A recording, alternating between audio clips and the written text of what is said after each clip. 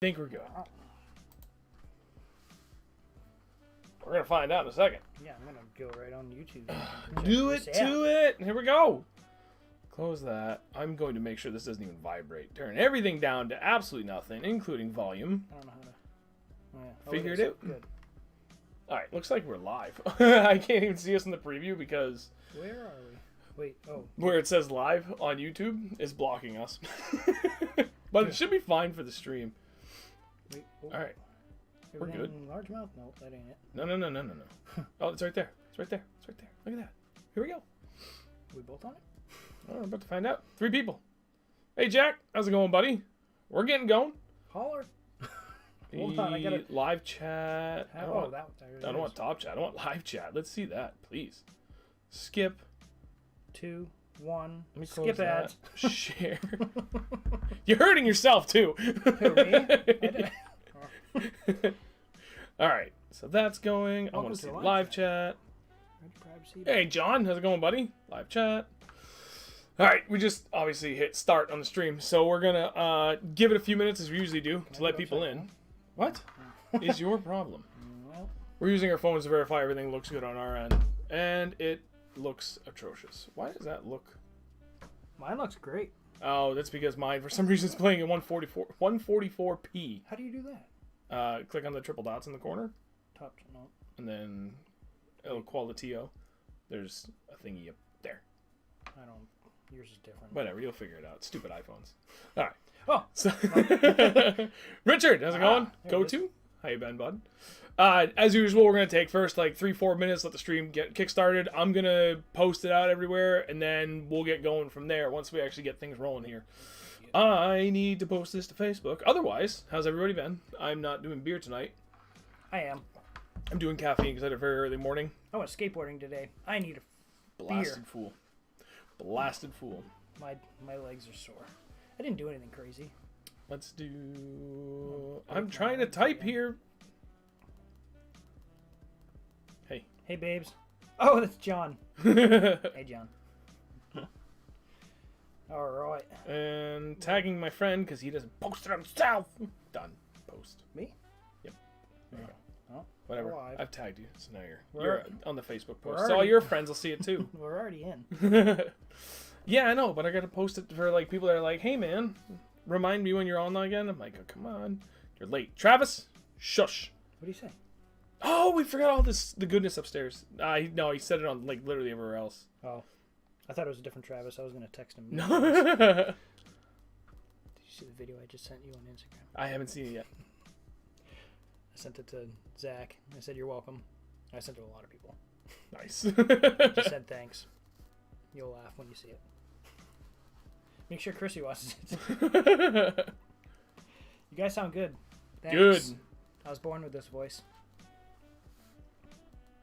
Hang on, almost there. New link. Chill out. And paste. And tweet. You know, for all 10 of my Twitter followers. Tweeters. Who else? All right, who else we got here? I'm catching up. John, hey baby. Sean, how's it going? Next weekend, buddy. We're going down. Actually, we might not even have to. There's Wait, where? open water. Next weekend, well, you and I are going fishing anyway. Oh, yeah. But Sean and John are going in Sean's boat, and we're going to go somewhere. Oh. Dog Swampy, what's up? Better voice than Sean.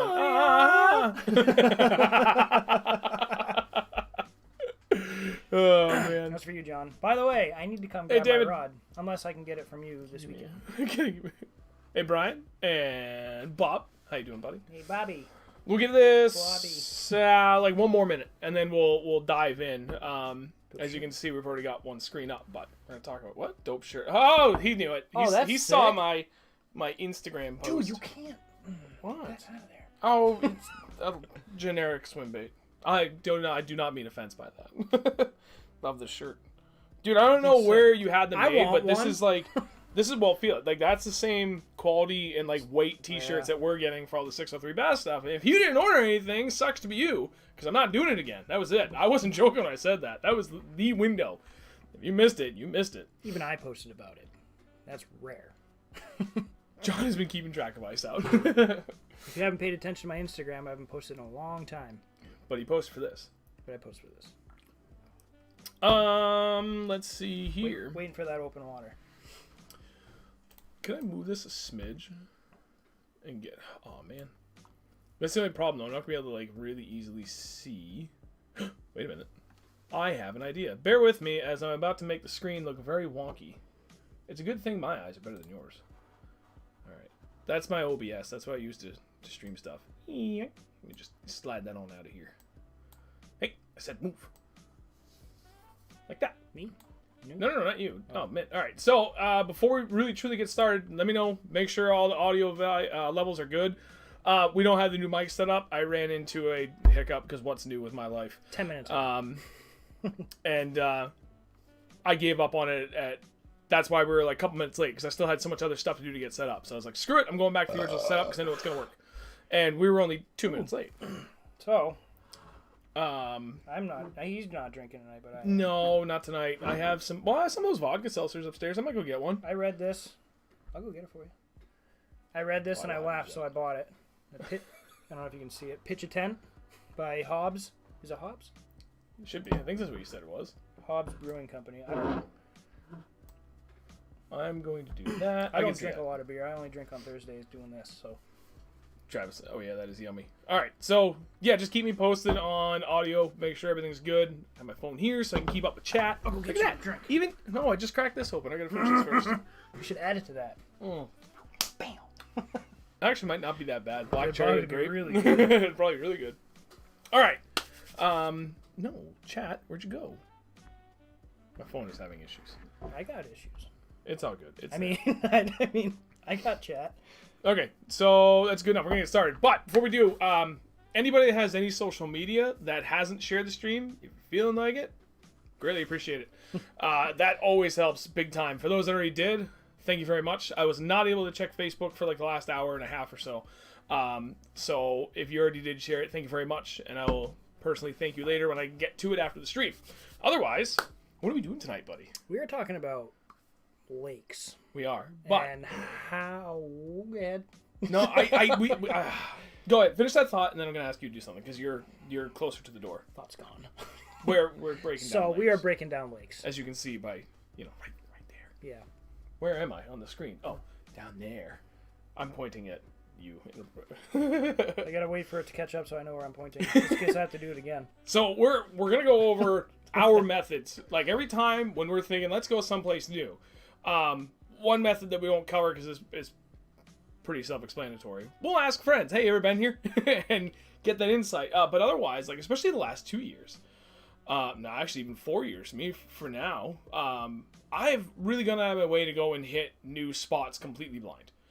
As far as like not really getting much information from friends, I just want to go out and see how well I can do, plus any information I can gather online before I go do it. So we're going to share that process for how we do it, because we both do it. Like we'll be, I don't know, fishing in one of our usual spots and just kind of have like a so-so streak, or just want to do something different. And we'll just start looking on a map, and we'll eventually come to a lake and be like, yep. Oh, that place looks sweet. Yeah, and then we'll ultimately break it down to which lake we choose is what the weather's going to do that weekend too. Like it's hellishly windy. We try and avoid the lake that lies right in line with wind direction. Yeah, and we also look for, and we'll get into what we look for when we say, oh, that place looks sweet. Like specific spots on the lake, not just go out there and just throw and see what we can catch. Right. So, could you do me a favor really quick? Yes. Go get your drink. Upstairs. In the fridge. I mean, yeah, it's right beside the fridge. Get all those bags right beside the fridge. You'll know exactly what I'm talking about when you see them. Okay. Oh. Oh yes. Oh, I'll take one. Bring them all down. I forgot one more thing, because one of the things... Well, I'll talk about it, because I'm going to wait for the product to get here in front of my face. Let me check chat really quick here before we get going. Who do we got? Christopher, ice out is on its way. 6 inches open water on the edge of my local lake in central New Hampshire already? Must be a tiny place. I work down in Acton, Mass, so it's moderately far south as the crow flies from me. I'm trying to think. There's like one decent swamp right off Route 2 that I passed. It's super shallow. It's pretty big. But, the ice gets thick there, relatively speaking, for that. And that was more than half open this morning. It's coming. And I know some guys were fishing open water in areas local around here. I don't want to blow the spot up because it was already apparently a nightmare today. It's coming. Who else we got? Spot on. I was trying to goal set now. Your new spot trying was a goal you set in 2019. Congrats on accomplishment. Ah, it's very true. Thank you, John. Google Earth for like 10 minutes and then send it to Richard. So I'm going to pull up Google Earth because I do have it on my computer. And we're going to talk about that. Empire Jerky! Sir, don't you have some fantastic timing? Yes. Usually. Well, you and Empire. All right. We have the first sponsor, quote-unquote sponsor, of the stream tonight. One of my sponsors, Empire Jerky. These guys are based out of Massachusetts. And if you haven't had any beef jerky from them yet, I implore you, if you are a fan of beef jerky, to buy this stuff. Down in the video description on every single one of my videos, there is a link that will take you directly to their website, and then if you use code 603BASS, you get 5% off your order too. I had Which one is that? 5 bags. 5 10-ounce bags. I literally just had delivered today. I just grabbed it and played it on the because, especially with, like, I've got crazy stomach issues. I won't bore you with that. But especially switching to a keto diet recently, this is like mint for people like me that have all sorts of stomach issues that eat And I have a tapeworm. And yeah, tapeworm guy here that just never stops eating. So having something good like that, little bites, high energy, high protein stuff, beef jerky, you can't go wrong. And this stuff is seriously amazing. I think at this point I've proven that I don't just promote things for the sake of promoting things. I've had plenty of opportunities I've turned down because it's been products and companies I just no. I'm not interested. I don't use you. I have no interest in using you. If I say something, I mean it. So these guys have more than earned my business. I have eaten a lot of beef jerky in my day. I'm not even sponsored by them. Oh, I'm gonna eat. And these are. I'm chewing and smacking my mouth and this like crazy. Stuff is like it's like eating a freaking meal. Dude, it's so good. Like, I'm gonna have a piece. Hey, fishing mode, what's up? Like, Sean, really bringing some jerky. You can see the seasoning on it. Like what is that, oregano? What the hell is that? I don't know, but it's delicious. Which one was that? Carne asada? Mm-hmm. So my 3 favorites, if anybody's curious, carne asada, Hawaiian barbecue, and mango habanero. Although the buffalo is also in my list of favorites. And if you're someone that likes hot, Dragon Breath will knock you on your butt. Mm-hmm. It's gnarly. That stuff is weird. Yeah, you gotta love hot to really enjoy that.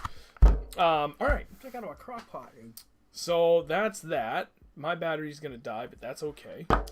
Well, not my phone battery, but the thing is charging off it. So I think. Have it out of the hole. Hey, you guys want to hear something funny? Do it. Listen to this. Plug it in. Give it a second. You put it on silent. I was gonna say it. So I'll say it twice then. Unplug. Plug back in. What in the hell? Dude, that is the most. So, I think. Whoa! Oh, embarrassing display. All right, we're done. Nope, I'll let him figure it out. Okay, I got it. Last chance. Yep, that's it. Wrong hole. I'm 30 years old. It's a great way to start out the stream. All right. So what I want to do is we're going to cover a couple different types of ponds because New England is known for how many... Sorry. I'm putting it on... Are you done? I am done. For a ton of variety of different lakes. So we're going to start with one of my local home stomping grounds. We were really careful about what lakes we chose because people that followed the channel for a long time know we don't talk about where we go fishing because we don't want to be responsible for blowing up crazy good spots. Even if we didn't mean to, go to a place randomly we've never been to and we talk about it and turns out it's, some gem. Not gonna do that. So we meticulously picked well-known places or moderately good places.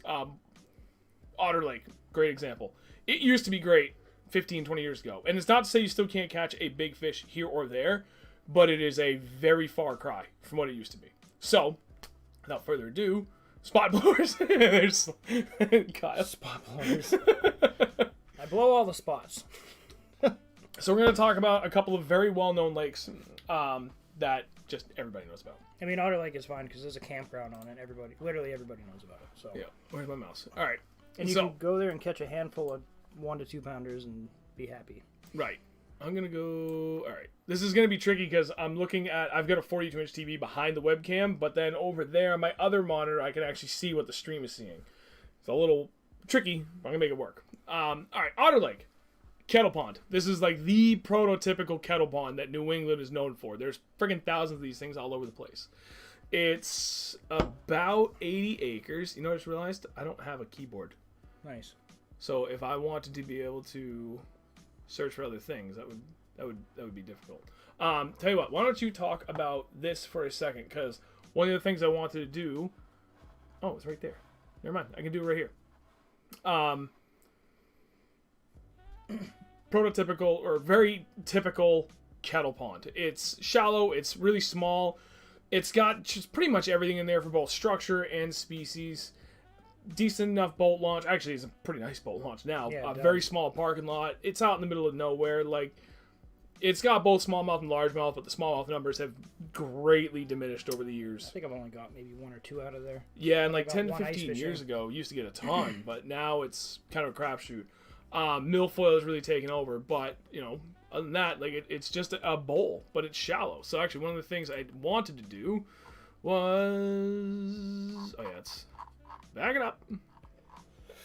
So, this is where I always start. When we know, well, 6 and 1, half a dozen another, as to where we start. Sometimes I start here. I go to New Hampshire Fish and Game. I go to the depth map. Boom. And I start here. Oh, I forgot. There's like 40 friggin' otter ponds, and I jumped on the wrong one. Oops. This gives you, like, this is my starting point. If I'm just kind of already on Fish and Game and I want to look from there, or I start on Google Maps and I start looking around like, oh, it looks like a great pond. And I'll come here and I'll look and be like, okay, so right off the bat, we have the boat launch. It tells you exactly where it is. 2, top right corner. It tells you roughly what you have for species. In this case, lists them all out. Smallmouth. Oh, you said Chusty. Who? Chusty. Who said that? Bass and Barbles. Oh, Barbless. What's up, buddy? Barbless. Yeah. Barbles. So, dude, it's got everything there. Acres, it's actually bigger than I thought it was. 135 acres. Average depth, 10 feet. Max depth, 16 feet, which you really can't tell from this depth map. It's really generic. But then species right there, too. Smallmouth, largemouth, eastern chain pickerel, brown bullhead, bluegill. CSF is common sunfish. And then yellow perch. There have been some other, like, odd fish in there from time to time, but for the most part, like, that's it. So, either this is like 1A or 1B, and then from there, Navionics. If you buy the subscription to Navionics, you get 2 options. Navionics, it just looks like this. And there's not a lot of detail. That's what everybody gets on the free version. But if you pay for the subscription and you actually buy it as if you bought a card, come in, do sonar chart, and voila, you get the finer details. This is, again, 1A. Well, 1A, 1B is either Google Maps, Google Earth, or New Hampshire Fish and Game Maps. And then we come here. This is the next spot. Mm-hmm. Now we kind of have an idea as to where we want to go. We start breaking it down by depth. Like, if I was going for smallmouth in this lake, like, if I knew that there was smallmouth in this lake, I didn't know anything about Otter Lake, and I heard there was smallmouth, I'd look at this map and be like, okay, where would they be? It says max depth on this. It says from what I see is 10 feet, and I mean they could be anywhere. But then you could go. I don't know where's what is this for? Okay, never mind. Otter Lake. Is this like? Oh, that's the. They don't have Google Maps up. But you could go on and. I can get that for you. I mean, if you go in. I mean, this area looks good, but it's only from 2 to. What is that? 2 to, and then 9 feet is down in here. So 2 to 9 feet, and that's an okay drop. But for smallmouth, I'd be looking for something from like 3 feet.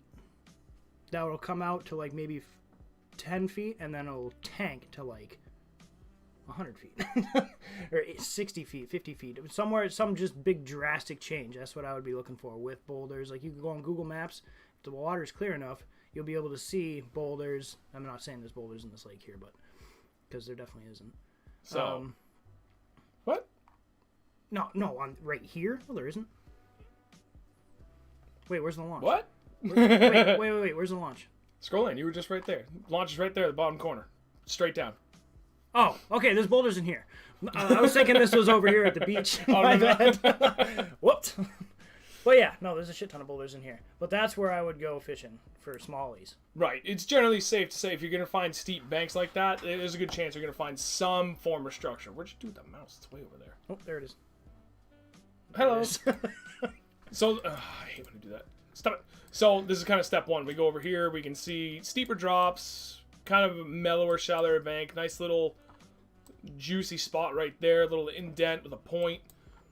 Kind of gives us a good idea. So, like, that's the next steps. Now we come back. We're going to go back to Google Maps or Google Earth at this point. Let me pull that up. I thought I already had it up. Nope, sorry. So when I was trying to set up the mics earlier, ran into mega issue. And it was just being very problematic. So I had to restart my PC like 10 times to get everything ironed out. So I forgot I didn't have this up. Hello, there it is. Google Earth. So this is, in Google Maps, Google Earth, same difference to an extent. But Google Earth is going to let you do some stuff that you otherwise cannot do inside of Google Maps. So we need to find Greenfield. I haven't used Google Earth in like 10 years. Well, and yeah, there it is. Scrolling, here we go. We're going to look at all this stuff. So now we have our satellite image, and this is where... Oh yeah, there's the launch. This is where like the other half of that nitty-gritty detail comes in, right? So now we've already got an idea as to areas of interest. Like, okay, good. It's got some steep banks. It's got a point. I mean, I'm purposely starting with something extremely generic. One, because it's very generic. So it's like, how much can you really gather from your traditional tools before you go into satellite scouting? And then the rest of it is just going to actually breaking down the water. In this case, I can speak very specifically to it because I've been fishing here since 1993. I know it like the back of my hand. I was 3 years old then. Yeah. I'm not that much older than you. Shut up. I was fishing the Derby then. So, right in here, and hopefully you guys can see the hand from my cursor, looks like it's pretty obvious, is where he was just looking on the map. I'm going to move that down a smidge so that if I wanted to come back here. John said to stay off the hub, you want to restart so much. Good thing iPhones are freaking sweet. So, this is where Andrew was just looking a second ago. This kind of point. And it's got some of the steeper banks. It's got a little kind of some contour here. So there's definitely some contour changes and stuff. It's a good area of interest. I need you. Yeah, clicked right. And again, that's here. So now, all right, satellite. What can we see? Now you get your first shot at what are you looking at for water clarity. Sometimes it's pretty obvious, and you can tell how clear it is. And other times you get like this like tea-stained lake where it's not clear but not stained. Right. And then you get days like this where they pulled satellite imagery and it's windy as shit and you can't see anything with the reflection of the sun off. That's when you got to be careful going through spots that you don't know right. if you don't see. Well, and I'm going to show you a trick with Google Earth that you can't do with Google Maps. And by the way, Google Earth is free, and the version you want is the one you download on your computer because you can do a couple of fancier things with it. But just what's available to me right up front, and this is the latest thing. So this is the same satellite imagery you're going to see on Google Maps. And zoom way in, I really can't tell for water clarity. I mean, plus side is like, ooh, look at that tree. Look at all those some trees. down timber. Like, I can see just the... Let me make sure this is centered. Sorry. The screen we're looking at isn't quite centered to what is on the stream with the way I had to make everything work. So, bear with me. But as you can see here, and it's faint. That's that point that we were just looking at back here on the other side where I said, hey, look, there's a fancy little indent right there and a point. Come back to Google Earth. It's right there. And that's it. So we've been able to kind of confirm what we've seen on depth contours versus what's actually out there on satellite. But we still don't have like a really good idea of how clear this is because that point's really shallow. Again, coming back to here. I mean, if I click on it right there, if I'm on my phone version, it's like much clearer, but whatever, you get the idea. Like, that's that 4-foot contour line. 5 feet on the bottom. It's only a maximum of 5 feet deep. Like, that doesn't really make it clear how clear is the place. Doesn't make me pitch a tent. You know, if we keep going looking around, there's a swim area here. Oh, look at those docks! And you can see it's kind of clear and sandy, but that's like super shallow, so it doesn't help a ton. So, next step. Let me move this up a smidge. There is this guy. 1985. Hang on. Is that going to show up in the stream? I may have to ship. I'm going to make this look a little weird, but I want to make sure you can see it. Yeah, right there. See that clock? I think that's it. Damn it, no. So there's an option here. Damn it, no. Where the hell did it go? You can go back in time, basically, for Oh, there it is. Sorry, you actually click on the 1985. I was close. Previous images or something? Yeah, so you can go through the whole history of satellite imagery for those areas. I didn't know you could do that. Yeah, so as you click through, like, obviously, the further back you go, the worse the resolution is. So you eventually work your way up. We're at 2006, 2008. Looks like an aqua view. 2009. It's getting clearer. 2011. Sorry, I'm moving a little fast. So April 2011. Water is going to be... Was that the... Oh, dude, that's really close. Very close. It's a year before. Yeah. This is a good day to look because there's very little vegetation, or pretty much none, because it's still very early in the year. Oh, There's yeah, still very, some ice very right there. But it's dead calm. So now, like, this is where being able to go back in time and look at places gives you a better idea. Yeah, see, you couldn't see this on the last date we're looking at, the most recent satellite imagery. Now you can see there's a ton of sand, and it's relatively clear even out to here. So that's like 5 or 6 feet deep. I know that just because I fish there all the time. Moderate visibility is really what we're kind of getting at here. Now we've gone that extra distance. But... Is it bad? Just going away. What? Just north of your... That's not a bed. Yeah, it's totally not a bed. Sorry. But you're kind of getting an idea. So you should go ahead and drive and... Hang on. Hey, Tree Log, what's going on? I just want to make sure all the time, so anything bigger than that I can beat on. Like, where do you want to go next? Is there a shrubbery? Continue Should I going on... to start another dock controversy? Not today. Dock controversy. Chill out. Oh, we could. We could make a bunch of money off that. We could. I'll kick the bitch. I'm just kidding. Anywho, Want to go swimming? back on track. So you get an idea. Like, you can go through, and this is one of the other added benefits of going through Google Earth versus just general Google satellite imagery, is because they have satellite images from different times of the year. So we can see, because all the vegetation is down, specifically like lily pads, exactly, you get a really good idea. A really small boat? As backwater that goes back here. I don't think you can get through there.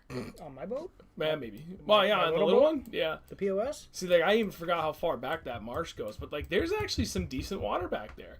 But let's go forward a little bit, and maybe we'll get... Okay, so that's November 2011, and somehow that looks worse. September 2015. Can't see it, damn. So now at this point, all the vegetation is still up pretty good. Look at that. That whole channel disappeared. You never would have known. If this is all you could see, you would never know that there was actually some... I mean, albeit minor, but that there's water through there. And then here's another one. If we go back, like... Make sure they got this centered up. Like, this is all just vegetation back here. But if we go back to that April... That whole area is all vegetation. Look at all that. Oh, yeah. It all dumps back into a marshy... Oh, dude, I wonder how... No. There's got to be something that get back in there. During spawn? Kayak? Well, I'm just saying fish in general. There's got to be fish to get back there because, dude, right here, you can tell, like, that's an outlet. That's lit. No, it goes in. I think that's outlet. Pretty sure it flows into that. That's an outlet. Are you sure? That's an outlet. Okay. Yeah, outlet. I could be wrong. Yeah, it flows down. Yeah. Outlet. Yeah, we were saying the same thing. But, yeah, so again, coming back to, like, the difference between just Google Maps and Google Earth is, like, things like that. So you can go through and you can kind of get another idea. Like, I mean, it's a shallow bowl, right? Like, how much can there be to find here? In the way of structure, where it's that kind of like tea-stained, it's not, there's not a ton that you can see. Like, I know along this whole shore there's a bunch of random boulders, but you can't see anything, despite the fact it's only like 8 feet deep right there. But I just know they're there from finding them on, well, everything. Initially, traditional 2D sonar, and then side imaging, and then 360 imaging, like... As I got newer toys to the boat, I started finding things more easily.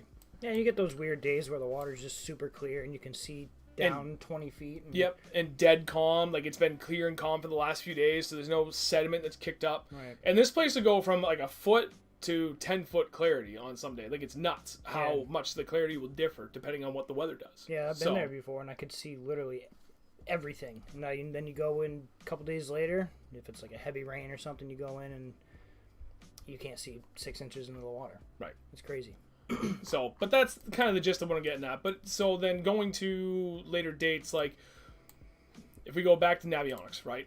So we know that this whole top end up here is pretty shallow. I mean, look at how far off the shore this is, and it's saying it's only 6 feet deep down there. We know it's that shallow too. Like this breaking point of 5 feet, and then this is the next contour of 4 feet right here. Like, that's still quite a ways. Like, probably a good 100 feet where it's super shallow. Probably, yeah. But then if we come back to Google Earth, like right now in April, there's nothing for vegetation. It's all grass. They're all... Actually, it's all that weird, like, mangrove stuff. Right. But if we come back here, I wish I could just go from here. I can't do it. I would probably double click. Hey, look, a boat. What you fishing, bud? Get way in there. What's he got in his boat? What's he throwing? What color's Senko? Ah! Too far. Is that me? Oh, no. Whoa, look at those mountains. Oh, it's Google Earth. I forgot about that. Rotate. Oh, no, dude. I forgot how to fix that. Oh, crap. Rim job. Nope. All right. But anyway. Oh, there we go. Fix. There we go. And if we go, we might get luckier here. And, all right, we're back to April 2016. All the vegetation's gone again. But, like, even this little back pocket, pay attention right in here as we go through. Maybe we'll get some more vegetation. Too late in the year. September, there we go. September 2017. Look at how much vegetation's there. You wouldn't know that, depending on what time of the year this satellite imagery was taken. So, that's the gist of what we're trying to get across here. Just keep going through. You get an idea as to how much it changes, too. Because, like, some vegetation, depending on what spraying goes on, too, some of it might be gone. Yeah. And that's pretty much it for that spot. You had sent me a couple of different lakes that you wanted to do. I did. And I don't remember. So we had... Yeah. Zoom in. Otter. And then How about the one down the border?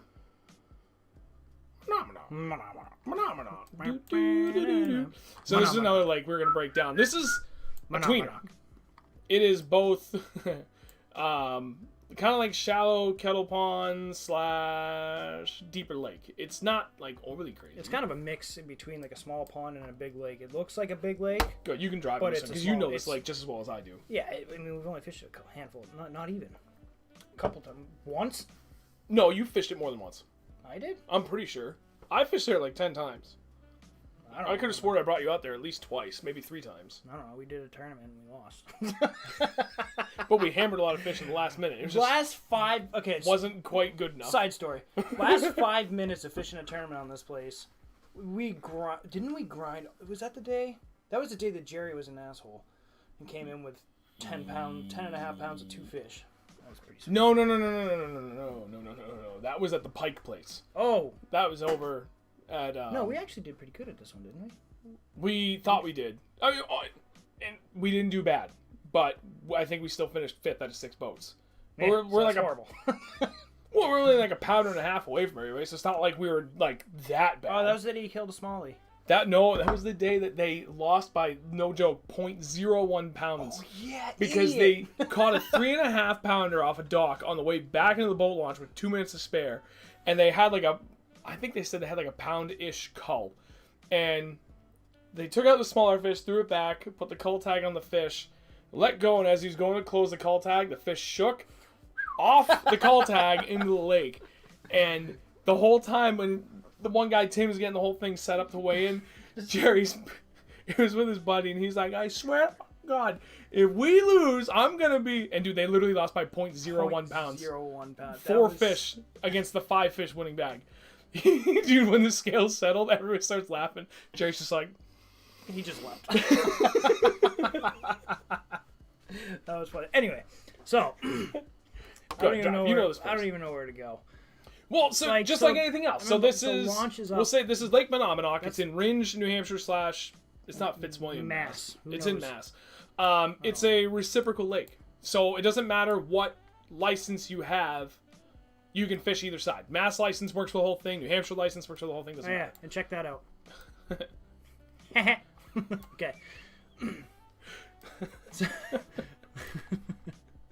But same deal. So, like, we've been here a few times, so we already know, like, some areas are good, but assuming this is the first time we were going here, let's break it down. We've already gone on Google Maps in general. We're like, you know what? We've never been to Menominee. That looks like a good spot. Yeah. So, step 2, we're going to the depth chart. Yeah. So, say we kind of found some stuff on Google Maps, and we're like, oh, that area looks pretty good. Like, it could be a good spot. Like, you see all these docks. Like, you look on Google Maps, you will see literally all these docks. And that would be an interest to me, because, I mean, catch fish off docks. Everybody does. And you come down here, maybe this point here. You I don't know if you can see those islands off Google, but oh yes, you can. Can you? Oh yeah. Okay. So you can see those. But if you're looking at the depth chart, you see that you go. I would come straight to these islands here, and then you see that steep drop off. I mean, it only goes from 3 to 9 feet, but actually no, it keeps going. I don't know how deep that goes. How deep is that? 14 feet. So 3 feet right up against the island, down to 14 feet in here. That's a steep drop off. That will hold fish, whether there's boulders or logs or trees or grass line or just sand. There will still be fish hanging out because they want to move up and down. But I think we fished that day. I think it was a hot day, weren't we? Yeah, it was like 80 something degrees out there. Like it was early September. 9,000% humidity.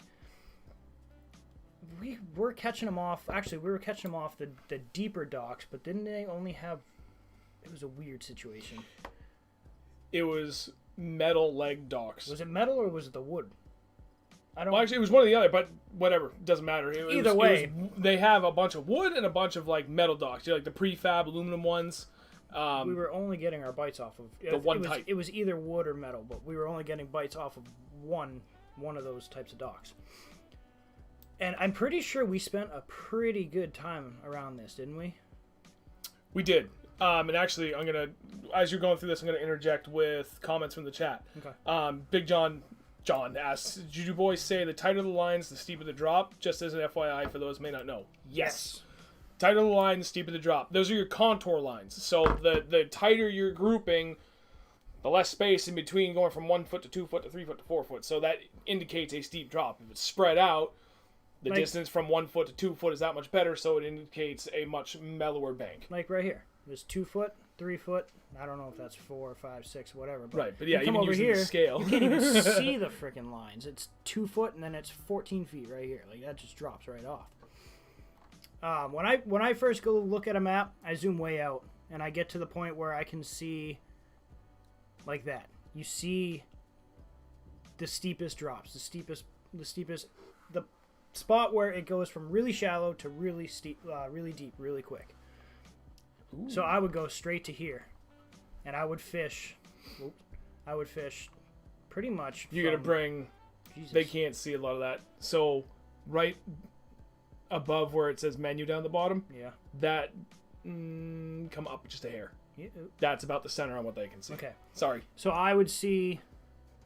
Well, even in here, I would pretty much start from the launch, which is right in here somewhere, and I would work these docks, and I'd scoot right up and work this whole line. I'd probably hit here to this point, work back, work deeper, work shallower, and then work all along here, and then back in, back out. You want to work pretty much everything along those steep banks.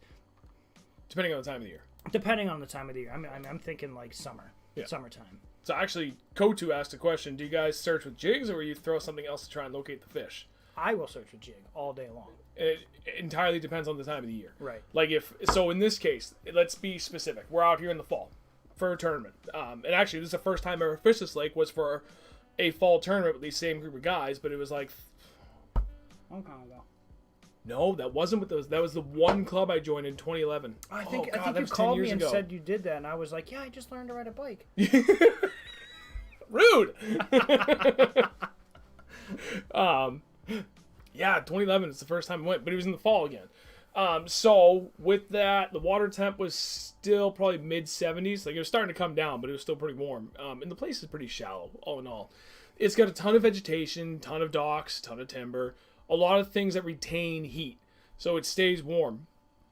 In the fall, he'll start throwing the jig because that's what he likes to do. I will too, depending on what the exact conditions are. But I will also start throwing crankbait around, spinnerbait, topwater. Like those are the things. Like first thing in the morning, trying to get on like that better topwater morning bite, or just that better morning bite in general. I'm throwing the faster moving searching baits, reaction baits, trying to get something to jump out.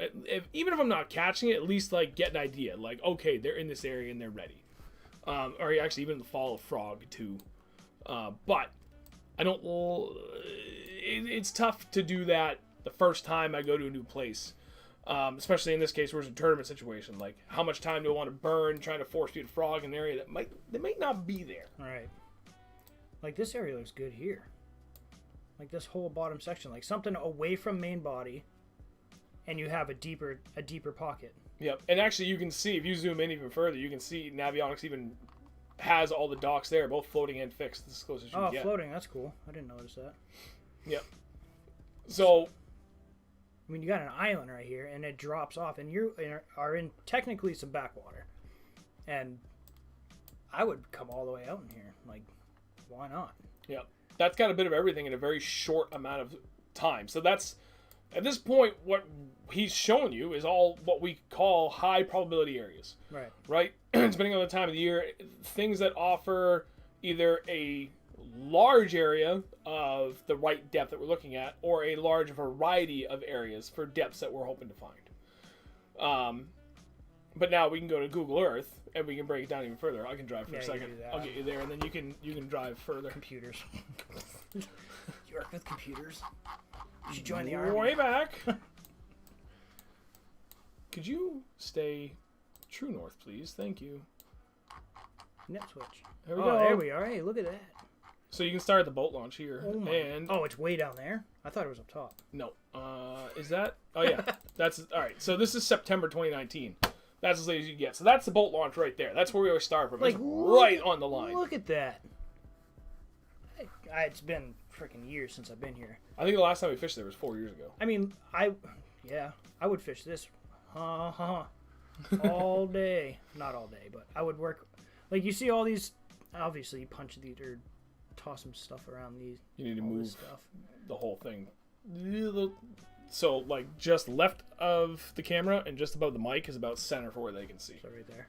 Yep. Okay, cool. I would start that, and I would just come right in here. Start working all this. Look at these docks. Surrounded in lily pads. I mean, there's plenty of place for them to hide in here, but that's a big solid area right there. They get up in that. That's pretty thick. Start punching that. And then, yeah, you got this here. You can see that looks like a submerged point. It could be, or it could just be sand, but I bet it's a submerged point. Work all that.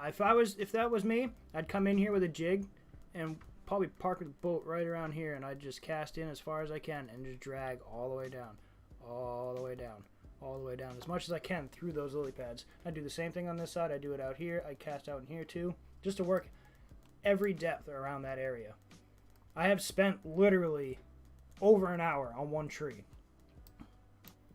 like one side of a tree too, and it's taken me an hour just to get one fish to bite off of it. They're there.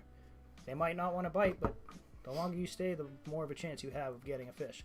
Right, and changing up your angle of approach sometimes makes all the difference in the world. So being thorough in those high probability areas and high probability area or spot within an area, it's worth it to hit it 50 times from as many different angles as you possibly can. Right. It all depends on what species you're going for too. If you're going for smallmouth, you're going to be looking for different things. If you're going for large, well, sometimes you're looking for the same, depending if it's a smallmouth and largemouth lake. Right. But at the same time, you could be looking for two completely different things if it's a smallmouth and largemouth lake. Yep. For the different species.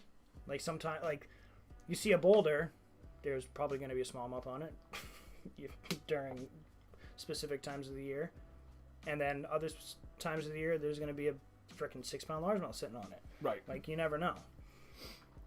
So actually, one of the things I want to do, we had talked about it in the last couple of streams, right? Which is why we did this in this order. We first talked about how we go about looking for smallmouth, and that's coming up in this stream too. We're going to do one of the big glacial lakes up in the Lakes region of New Hampshire. And then we talked about how to find largemouth. We're doing Newbie too, aren't we? Yes. That's another smallmouth lake. Yep. And that's going to be interesting because we've never been there. But so like we're kind of doing a mix of things we know intimately well, things we know kind of well, things halfway in between the two. And then we're going to take one where we've never been, but based on how we do this is how we would go about it. Where do you want to go? Pick a lake in the the US. Hang on, before we go that far. So, for those that watched the stream last week, we were talking everything largemouth, right? And areas where our highest probabilities of success are immediately after ice out. Like, now, let's talk about things that are applicable to now. because open water has already been down the Cape and it's working its way up fast.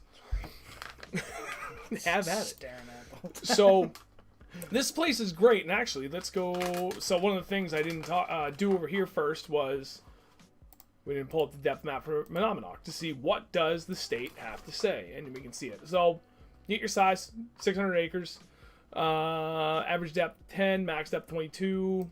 Okay, by their map, yeah, you're talking over here is about your deepest areas. There is a ton of super shallow area, and some of it's right adjacent to some really good deeper-ish water that will take them back out to Main Lake too. Off Main Lake, there's some really juicy looking backwaters. But we know first species listed, largemouth bass, so that's primarily what's in there. Eastern chain pickerel, brown bullhead, white perch. That's good. I didn't know that. Yeah. BC. Black crappie, yeah, thank you. Black crappie, BG's bluegill, CSF, common sunfish, so pumpkin seed, red ear. Red ear is one. Yeah, pumpkin seed, red ear, and then bluegill. And then YP, yellow perch. Long ear too. And green. Well, we don't have those. No, I think I'm even sure. Yeah, I'm pretty sure we have red ear. Whatever. Pumpkin seed. Yeah. So pumpkin seed. Sunfish. Just all the friggin' That's why it's called CSP, common sunfish. But we kind of get an idea. Okay, yep, everything's here. It doesn't list the boat launch, but we know where it is. Well, there's some you good. do. I thought it was up top. So it's got all the good stuff. And then we came here and we looked around. Like, okay, well, now I actually have the greater details. I saw on the map that there's a 10-foot hole here, and this deeper water goes all the way out to the main deepest part of the lake. And you kind of got this big hump in the middle, and you got the deepest part out here. But okay, we're talking immediate ice out. Where are what I feel are my highest areas for highest probability of success. Whoops. So I'm looking for everything we talked about before, and this is where Google Earth really comes in handy. We know that deeper waters over here, and even coming up here just south of Paradise Island, 10 feet, and we can see everywhere else, both from previously looking at the last two things I just showed you and this, that's all pretty shallow, as evidenced by all this thick vegetation. I can't stop. Don't eat it all. You got two bags. $100 worth of beef jerky on the table. We're gonna have 70 left by the end of the stream. Now we get to go in the Wayback Machine. So that was September of 2019. Last one, September 2017. August 2016. Still, there it is. April 2016.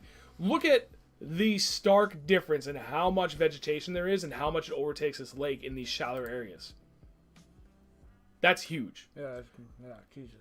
So you're not just seeing like right here to the left of, let me get this a little more centered, sorry, of Blueberry Island. It's not just like, can I make this smaller? It's like, I can see it on the stream. It's taking up a little, yeah. You know, there's a shallower, like this whole place is pretty stained. Like we've zoomed in, you really can't see much. So you know it's stained water. But like this is clear. It's shallow, but it's clear. And the whole thing's gonna be mucky all over. But like what separates like mucky from, you know, firm mucky? Dead weed beds. Now you're getting to something that's like kind of structure-y, and it's a slightly more firmer, darker bottom. And it's just something a little bit different from this vast expanse of absolutely nothing around it. But then if we go back again to April, and you can see just how expansive those friggin' weed beds are. All the way up behind this. Don't be afraid to put your boat in that stuff either. Oh yeah, dude, send it right up. And even though those places kind of got a dam, it's not, the water levels don't really fluctuate here. Now you can get up in here and you say, okay, I know that there's tons of weed beds in here because, hey, I just looked at this in August. And I get a general idea. I mean, if you really wanted to, you could... There's a way to do this. Wait, whoa. I didn't mean to actually do that. So, in the... Is it showing up? Bottom right, your lat and long is right there. You could actually pull lat and long and enter it into your fishing graph. Any fishing graph that you can enter in and save GPS waypoints. So you could actually mark right there at the very tip of where that weed bed ends. And if you're feeling really opportunistic, you could mark this outline into here. Just to kind of give you an idea, it's like, okay, so I know where the end of it ended as of 2016. And where it ended over here, and then I could even mark this channel down here if I really want to find something that, you know, kind of gives them a highway for where they're looking to cruise and move around. That channel there. And you got this channel here, Jesus, where all the boat traffic comes through. You know this is clear all the way down here because we just saw it from a previous version. There's boats, there's docks, so you know that this is clear. They have a very easy to navigate path for both bait and bass to move in and out of these shallower backwaters. So depending on what the weather does and how warm it gets, like, this is kind of a good area to look. But I wouldn't start all the way in there. Like, if we're talking ice out, like, first couple weeks when they're moving up, yeah, it's shallow, and it's got all the dark bottom that's going to absorb a lot of heat and stuff. But that's a really far swim for them to get into what is likely going to be the warmest water. Not to say they won't be there. And you should absolutely keep it in mind, worth checking. But that's not the first spot I'm going to look. It's just, that was just an example of how to go from, you know, later in the year to earlier in the year using this to kind of get an idea as to, okay, where is the bulk of this vegetation going? So we back it up again to Navionics. And one of the things we said in the largemouth video is areas that they can go quickly from drastic differences. Steep banks, near main lake water, but also really shallow water with dark mucky bottom that gets them the warm water really fast. You know, like right off Paradise Island, back in here. This is like spot numero uno. That I never being there before, that's where I'm going to start looking. That's one spot. Potentially right back in here behind this little island. That's another one, depending on what I actually find back there.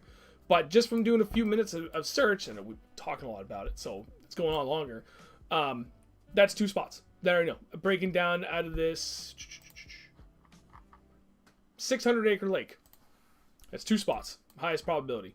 There's another one. I love that one. Steep bank. I really like that one. Super shallow back here. You've got islands, so there's a much better probability of structure.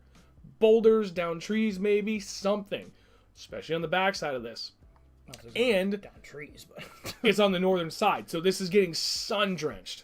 Non-stop. All the time. There's nothing to block the sun coming up from the south on that. You know, sun coming up in the morning from the east on the west side of this. Sun, yeah, whatever. It depends. We haven't looked really to see how big the trees are. So there's another couple of spots. Maybe in this choke point, like that would be a really good area of interest. It's a little far. Another spot. Getting back in there. Right in the center. And then, yeah, you got this. That might be enough. That would be like be plenty. First thing in the year I'm looking for. Yeah. Very first thing. Yeah. Like immediately ice out within a day or two, I'm going to go out here. Like a deep hump. Yep. It's the deepest. It's the giant hump, but. Yep. And there's actually a little bit more detail to it, which might be able to see. Only because we've been there, so we know, like, there's recon that we've done. But, you know, like, so, back it up again. We've got Paradise Island. We're going to say northeast of Paradise Island. We're going to talk right in this point, which doesn't have a name, but I just know it's going to be beyond the next island, working our way up. I would even say around this point. Possibly, but it's also the... It's on the south side, right? Yeah, so it's not going to get a ton of sun, so it's not going to warm up that fast. But then, like, definitely this. So we got 3 points, right? So, okay, we've done that. Let's go back to the word. Doesn't mean they're not going to be there. I mean, they absolutely could be there. I would definitely fish it. Yeah. So this was spot number 1. We got Paradise Island. That's where we were talking that could be a high probability area of success. Can't really see much back here in April. We can just see it's clear vegetation. Go forward. Nice, clear, calm day. And this is like peak vegetation. Nothing there. There's a lot of docks, but there's nothing else there. So we know that whatever is there, like that's it. As it gets warmer, there's no vegetation growth. Nothing's growing. There might be some submerged grass, but you know, again, we're searching now based off what we can see before we actually go there to verify. Okay, maybe this isn't the best first spot to start. So let's go over here. This was another spot we had just talked about. That looks... This is starting to look good for a number of reasons. That the one can barely see there. See that? Yep, there we go. There's just slight discoloration. That's a hump. And it's kind of clear and sandy, but it's got darker spots around it. There's some vegetation here, vegetation here. I can clearly see looks like boulders right there. If we back up to Navionics again, and this is where like you're going from one to the next, one to the next. That was here. We know about 2 to 4 feet in the backside of that, but adjacent to what is that? Like, but that also 10 depends plus feet right off here on how much rain and how much ice melt and how much the water could be up a couple feet, right? Or it could be down a couple feet. So there's so much to keep in consideration, but. Like, you know, just in a little bit of time, we've now broken down the lake to, like, okay, 3 spots are for just starting point. And then from there, time in the water is going to be your biggest teacher. But we're minimizing how much time you need on the water to make the most sense of the lake. So this all looks good to me. There's this shallow spot. There's big boulders. Minimizing the time on the water. We spend at least eight hours. We have problems. We live for this, and so on. And then right in the middle, right there. you see that? So and then, well, hang on. You're getting ahead of ourselves.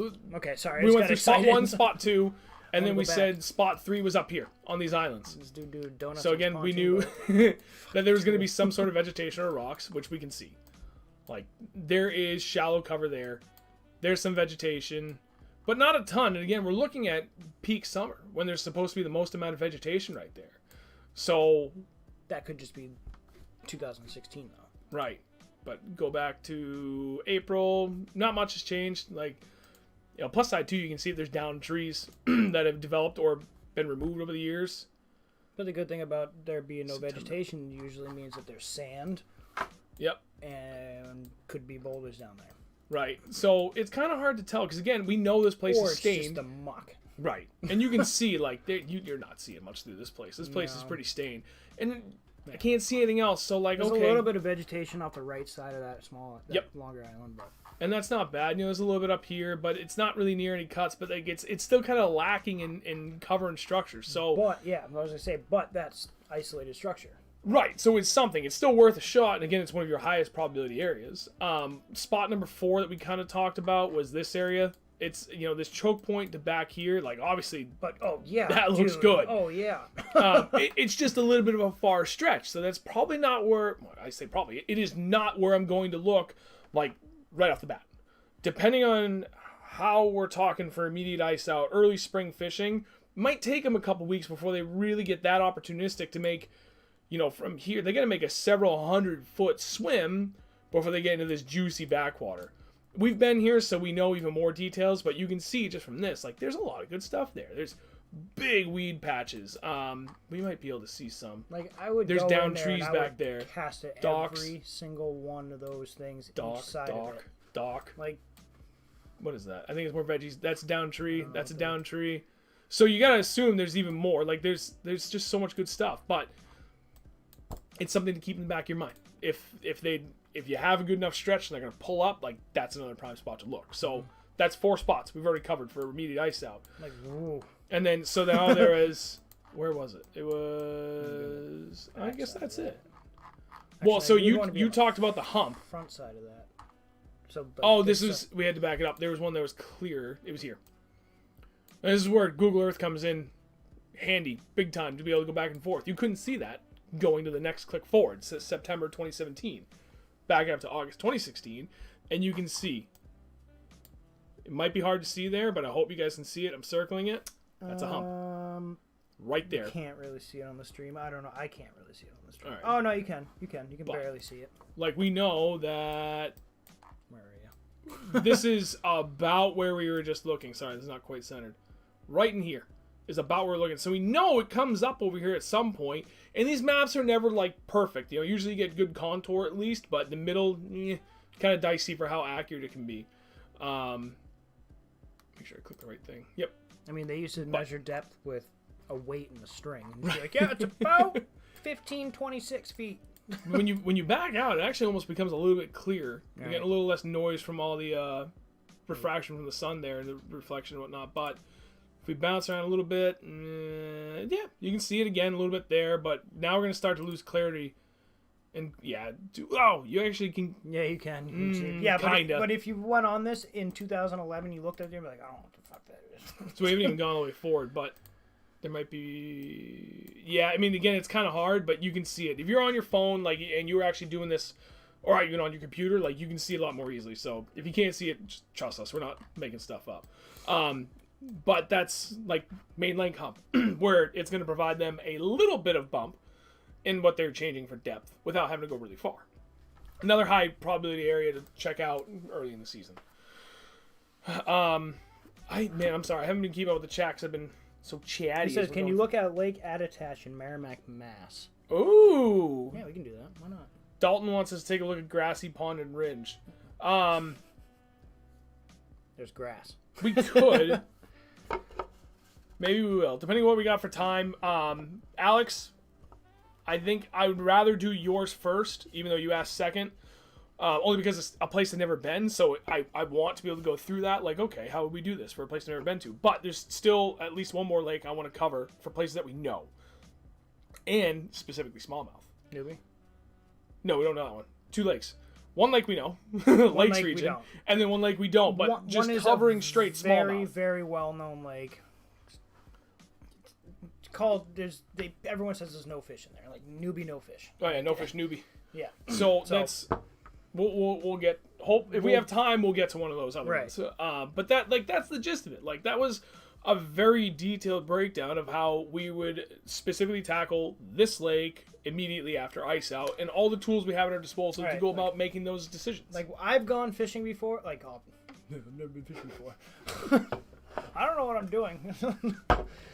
I've gone out before and I've literally been on a lake and I go on Google Maps and zoom out and I try to find something like if nothing's working, if I can't catch a fish or if I'm just like I want to go out and try a different bait and I want to try it around a certain structure, I will zoom out and I will look for what I want to be throwing this like a jerk bait, say a new bait.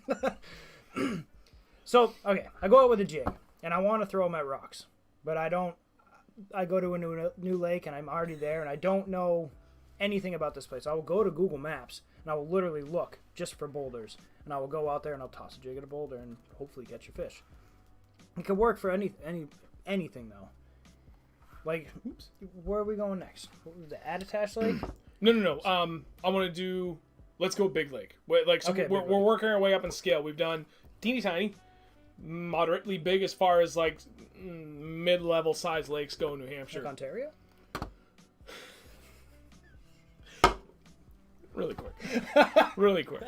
You want to talk? You know why? Because it's so cool looking. Check this out.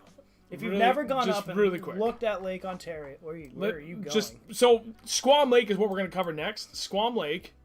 Okay. I don't know if it's on here. It is. Ontario. No, I'm about to. I just want to give like size reference, like scale reference. Squam Lake, I remembered, was the second largest lake in the state. I just couldn't remember by how much. 6,791 acres. I have fished this lake a ton over the last. That's almost half. 13 years. It's a little less than half of what's it called? Well, and that's what we get to. That's a big lake, but this is. It fishes even bigger because there's so many friggin' islands and crazy contours and coves and the whole 9 yards. So it almost fishes like a 10,000 acre or a bigger lake because there's so much different stuff. Dude, stop it. Dude, I'm telling you.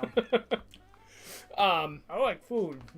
You know, and if like, all right, let's back it up and just a quick look. I'm not going to go into super detail just yet, but like look at how much there is to fish. And that's what we're going to cover because this place has both largemouth and smallmouth. I'm going to focus on smallmouth, but just to give you an idea, 6,400 acres of just insanity. Look at all those contours. Holy crap. Dude, yeah, when you get to the northern side, like, that's insane.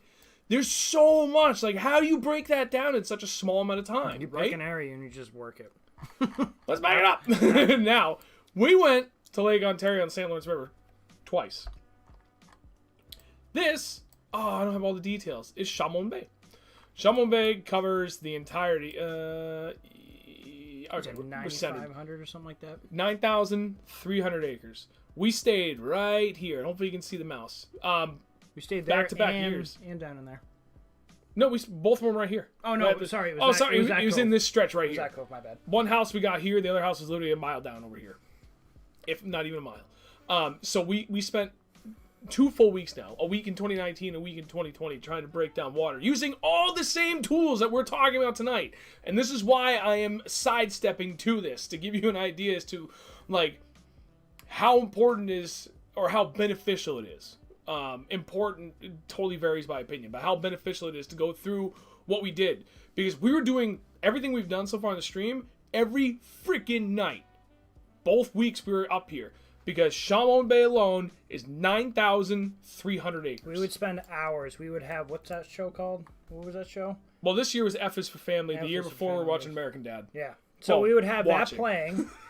And I was on my laptop all night. We'd be doing this, and I'd be on my phone, and we'd be back and forth, just like, oh, check this out, check that out, check this out, check that out. And we would, eventually, throughout the week, we would hit almost every spot. Right. We would work, dude. Trying to use these methods to break down Shaman Bay alone, 9,300 acres. Like I literally just said how hard it is to break down something like Squam, right? Because it's 6,400 acres. That's a big lake. How do you break down Shaman Bay? 9,300 freaking acres. Just and then, bay. In just a couple hours. And that's not even because us going that doesn't out. include. So we came out and we fished all around here. There's actually a boat launch right here, the eastern Lake Ontario access point. So it dumps you out over here. We fished. Galoo. We're gonna back this up. Keep this in mind. Let me get this centered. Sorry. That's better. That's better for the stream, right? This is Shaman Bay. That's 9,300 acres, and that only comes to like here, I think, in this neck. Mm-hmm. Right? Yeah. We fished the entirety of that, all the way down in here. I'm trying to think. Did we fished Henderson? all. Yep. All. We did, that was right. the first year. All the way, and the last day of this last year. We shot over from all down here, literally around every single one of these islands, down to about 3 miles offshore down here. We couldn't do it this year, but we went all the way out here. It's 20 miles offshore.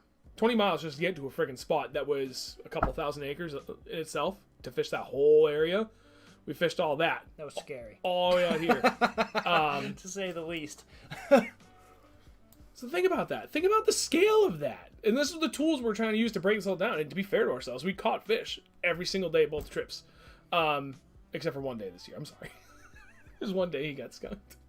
And we had some rough days, but we still caught fish every day. And this doesn't even include... I did the math. We fished all around here when... sorry, we're too far. We fished all around in here in 2019, but we couldn't 2020 because Canada was closed. Right.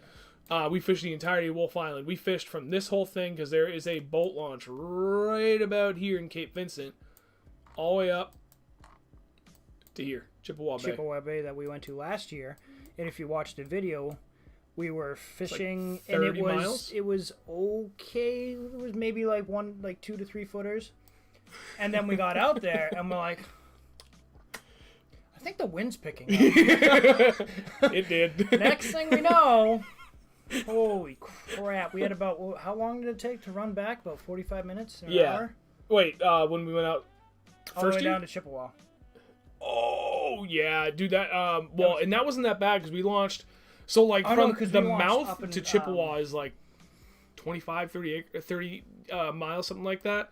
But we launched right here in the American Narrows, right there, at that ramp. That's Keewaydin State Park. Yep. It was, like, $3 to park. It's a nice little spot. Yeah, it's super common there. As soon as you get on the river, it's like...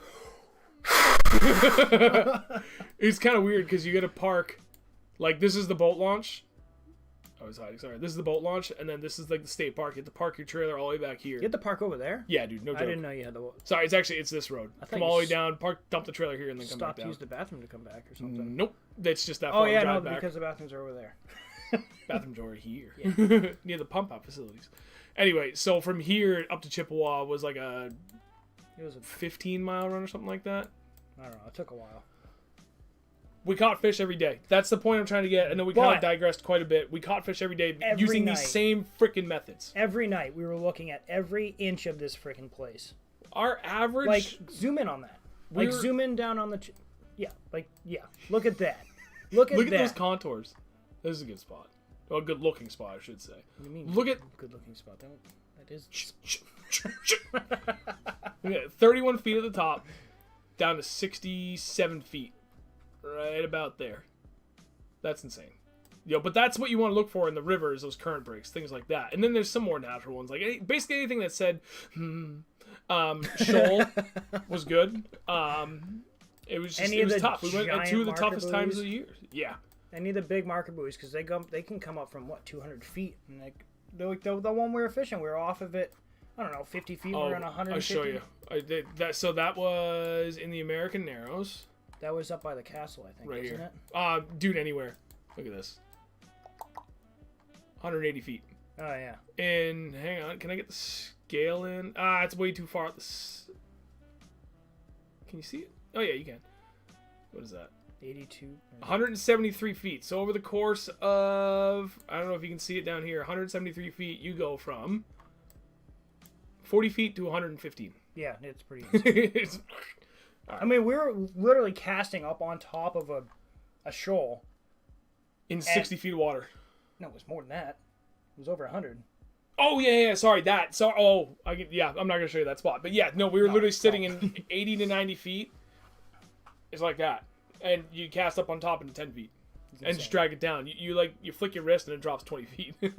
Right. All right, we have digressed too much, but it was a good example because that goes to show like what these tools can do to help you take something which Squam Lake alone can be kind of intimidating if it's your first time going to big water, and then go into something that's literally like 20x that area is what we were trying to break down in a couple days. But we did it. So it works. It just takes time and certainly an interest in wanting to do it. Oh, I'm in Maine. All right. So Squam Lake. Well, let's talk about smallmouth. And Squam Lake is a pretty well-known spot for smallmouth, although it hasn't been as good as of late. There are reasons for that are guesses. Some people may know. I don't fish it often enough to be able to track those changes over the years. To really definitively say, yes, it's primarily this or that. I don't know. I just know the smallmouth hasn't been quite as good as it used to be, say, like 4 or 5 years ago. Rock bass. The rock bass here I actually haven't been too bad. Not yet. Well, still, kill them all. Right. Yeah. I mean, plus side, though, this is north of everything. So everything flows out of Squam down to everything else. Yeah, true. So that's where they spawn and they they all shit filter all right rock out. bass into everywhere else. So if we're gonna go back, let's start. We've already looked at it in Google Maps. We're going here, fishing game. I don't know if you can see it. It's kind of off the side of the screen. Sorry, but follow the mouse over here. You can kind of see the tail end of it. That's the boat launch there between Squam Lake and Little Squam, and you can just see this ton of water. So let's talk about if you wanted to go for smallmouth, you got tired of all your kettle ponds, and you wanted to come here. Oh, hang on. Where would I go? Middle of the summer. So we're going to talk not quite midsummer fishing. Post-spawn. Like, it's not the middle of summer, not deathly hot. It's in between post-spawn and summer. Yeah, they've moved out a little bit. So kind of just like a generic going out for smallmouth fishing type of day. My turn to eat some beef jerky. While you start, I'm going to eat some. So, what the Hawaiian? Where is it? The one that's open. No, I want mango habanero. I lied. I'm going through all three. I gotta try this. I'm sorry. Which one? From Hawaiian. I thought you already ate that. Yeah, a long time ago. Yeah, you said taste the aloha. Alright, aloha. So That's so good. if I was looking at this place, I would be overwhelmed and not go there. Too much. No, but really. I'm going for smallmouth, and I don't know this place at all. I've never been here. Honestly, this doesn't look bad. I would work. Oh, I mean, it doesn't look great, but there is a marker buoy there. So what is that? That could be rocks, or it just gets really shallow. Do you have Google Maps of this? I mean, we can, or Google Images, or whatever it is. So can you see on the bottom of the screen? See a little bit of green? No, don't click it. Oh, to the left. No. That. There you go. Aha! Hey, look at that! I left it right on it too. Okay. So my thirst thing, and what I would do is I would come to Google Earth or Google Maps or whatever. I mean, you can just tell. Look how clear this is. And that was how deep? Where was the? Navionics, top right. How deep is that? That's up to almost 20 feet that you can see down. That place it's so right off the bat you know it's clear. And you can see this. I don't know if you can look in that close. Can you? Oh wow, look at that. That looks like an outcropping of rocks right there. Oh wait, you're not gonna be able to see that. Where is it? Right there, roughly. I wasn't paying attention. Can you see on chat? Can you see it on the? Yep, that looks good. Again, like anything in this spot is center on the screen for the stream. That looks like an outcropping of rocks to me. I would absolutely hit that first because that's right off the launch. Like the launch is somewhere over, like right up in this. And then I see a point. Obviously, I would fish that. I would fish anywhere up in here, like right here. You can see something. I don't know if that's just a glare or something, but I would definitely go check it out. On Navionics, you should be able to see something in there. In here, absolutely. There's an island here. I would hit an island. But then you start zooming out. And then you see all these islands. And then you're like, what in the hell is going on here? If it was me, my first time ever fishing this, I probably wouldn't even leave this cove. This area right here. This whole area. I would work all of this. All of that. I can't use a mouse. And then I would get more comfortable and I'd work out up in here and then up in here. But I mean, if I don't have anything, if nothing's working out in this first area, shit, just motor up to the north end of the lake and start doing the same thing or trying something different. Well, then you go to Navionics and gives you a better idea of what you're looking at.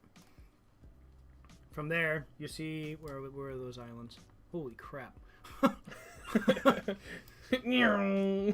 go where was the launch? by everything. Where the hell was the launch? Figured it. I'm trying to find it. I think it's over here. Yeah, this is this first area. This would be the first area that I'd be working. All in here. And then you kind of pick spots out from there. Like, there's a marker buoy. I don't know what the hell that means, but I'm going to go try and fish it. There's a deep drop-off right here. Like a steep drop-off from 5 feet, and it says rocks right there. 100% I would go check that out. And it drops off down to what? 20? Is that 26 feet? 28 feet? 29 feet? 30? I don't fucking know. 30 feet. 31 feet. I would check all of these. What were those? Technically be shoals. Check them all out. Even the deeper ones. If it's a hot day, I'll go deeper. I mean, at the same time, we also had fish. It was freaking 80 degrees out, and the water temp was what? Like, up on Lake Ontario. Was super warm. And This most recent trip was 80. 78 to 80 degrees on Lake Ontario. Yeah. And those fish were up in 3 feet of water. That was the most mind-boggling thing. It all still depends. is. I mean, I'm sure it happens everywhere. There's got to be those type of fish that just like it warmer. But I mean, oh god, look at that. That's another really good spot, especially that point right there to the left. This one. Even further. Humpy. No, you took it off the screen. Hey. That thing. Right there. Lumpy Humpy. Hey, you are. Right off main shore. Nice steep. Look at that, dude. Drops down to a deep hole, but like 35 feet at the bottom. Like that. That just looks tasty. Yeah, it does. And you can work across this whole top, too. I don't even Right, know. that covers a lot. And like the top of I that isn't haven't even been that up shallow. here. Jeez, I don't even know how long I've been up. I Since do. I've been up. 3 years ago. Was the last time you and I went up there. Jesus. Because I went twice or 3 times this past summer, and that was the first time I'd gone since the time you and I went. And I took you up there for video game fishing for deeper smallmouth. Oh, yeah. That was fun. Actually, let me back it up, because there was... God, dude, I can't There was... Pete, where'd you go? Where was your question? I want to make sure I remember it right. Peter. Peter. Oh, good. Okay, so while we're on the topic of smallmouth, before I forgot, Pete wants to know, what's a good early spring smallmouth bass bait? Oh, there's a couple, and actually we can talk about this. So I mean, Early spawn? What did you say? what's a good early spring smallmouth bait? What's early spring? Early spring's cold. I'm thinking like 45-degree water. Mm-hmm. Jerk bait, Yeah, jerk bait, blade bait, drop shot. spider jig, Ned rig, Mm-hmm. Pretty much All those anything things. really finesse. Yep. Besides jerk bait. But yeah. little tiny swim baits on little jig heads. Yeah, move them slow. How long? Cast, put the rod down. Just wait. Just hang out. Oh yeah, I forgot about that. Oh, look at that. There's a fish on it. Yeah, man, even hair jigs probably would work too. I haven't really fished many hair jigs. I kind of want to do it this year. I only say it because, like, I know they work. Like, I know too many really good anglers that hammer them on them. He was on here last week too. Yep. And So- he kills it. Yeah, even though I don't use them personally, I know they're a good bait. Mm-hmm. It's kind of like the jerk bait. For all those years, I tried to get good with it. Even though I sucked at it, I know it's still the bait you want to be throwing a lot of, cold water conditions. So, there's that. And jerk bait bite is just ridiculously fun. Oh, dude, it really is. Especially... Crack. Right, especially when you get warmer and when you get closer to like mid 50s, and you're just like crack, like 10 times and just kill it and hold on. And I was like, Mm-hmm. they truck it. Like, it gets fun when you can start working it really aggressive. Yeah. Oh, it's a blast. I can't wait. Oh, Candlewood, baby. Ooh. Oh, it's one of the best jerkbait places in the world. That's what I've heard.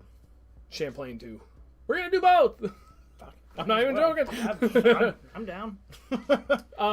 So did you cover the majority of spots you're looking for that summer stuff? Off the bat, if I came here for the first time, well, how many spots did you just pick? I don't know, maybe 3 or 4. That's it. That's all you need. Like, that's your good starting point. I mean, from far away, that looks amazing. This all looks good. Yeah, this definitely looks good because that's super shallow and that drops way down really fast. This drops way down really fast. This whole shoreline here looks good, like all the way out. It just all looks good. That's what's tough about this place is everything looks good. Right. But so now when you're talking big water and you're trying to think of areas that are your highest probability of success for different times of the year, because it's so big and it offers so much, you could find, like the smaller lake, we found 4 spots that were like, okay, this is my highest probability of success. You could find 4 different types of areas or like general depth ranges that you want to focus on. Say 20 feet is where you think they're going to be based on the time of the year, water temp, what transition they're working towards. Maybe 20 feet is the magic number. This spot looks mint. You could find like, there you go. I mean, look at this. Go back out. Zoom out a little bit. More? Just go a little north of that spot, and it's real nice. Yeah. So, so like, you could find if we were 20 feet transitioning, they're coming out of the spawning shallower areas, and they're moving out deep. Go back up to that northern point and bring it down towards the middle of the screen a little bit, right there. Like that's a great spot. You could find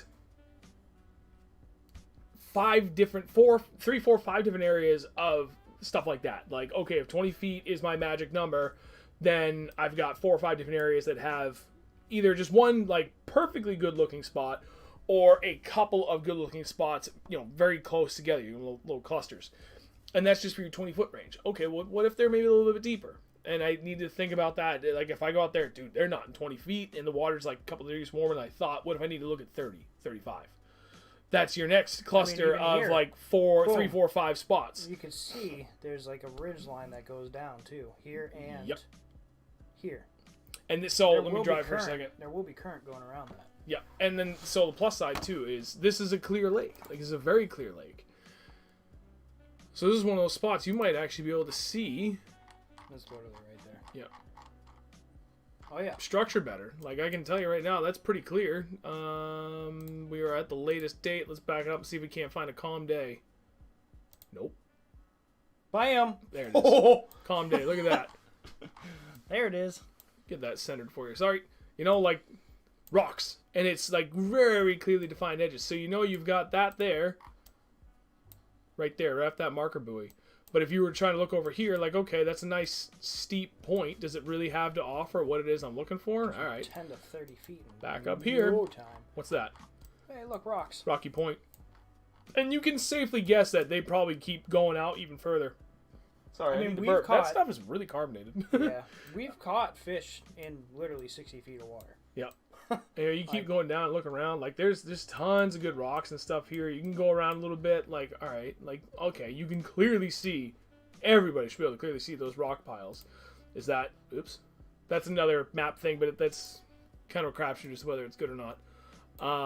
Right there, marker buoy, nice big rock pile, and 33 feet. So, and actually, I mean, all over, it actually goes, so we were talking about tightness of contour lines. Bring that down here. This is really tight. That's a steep drop.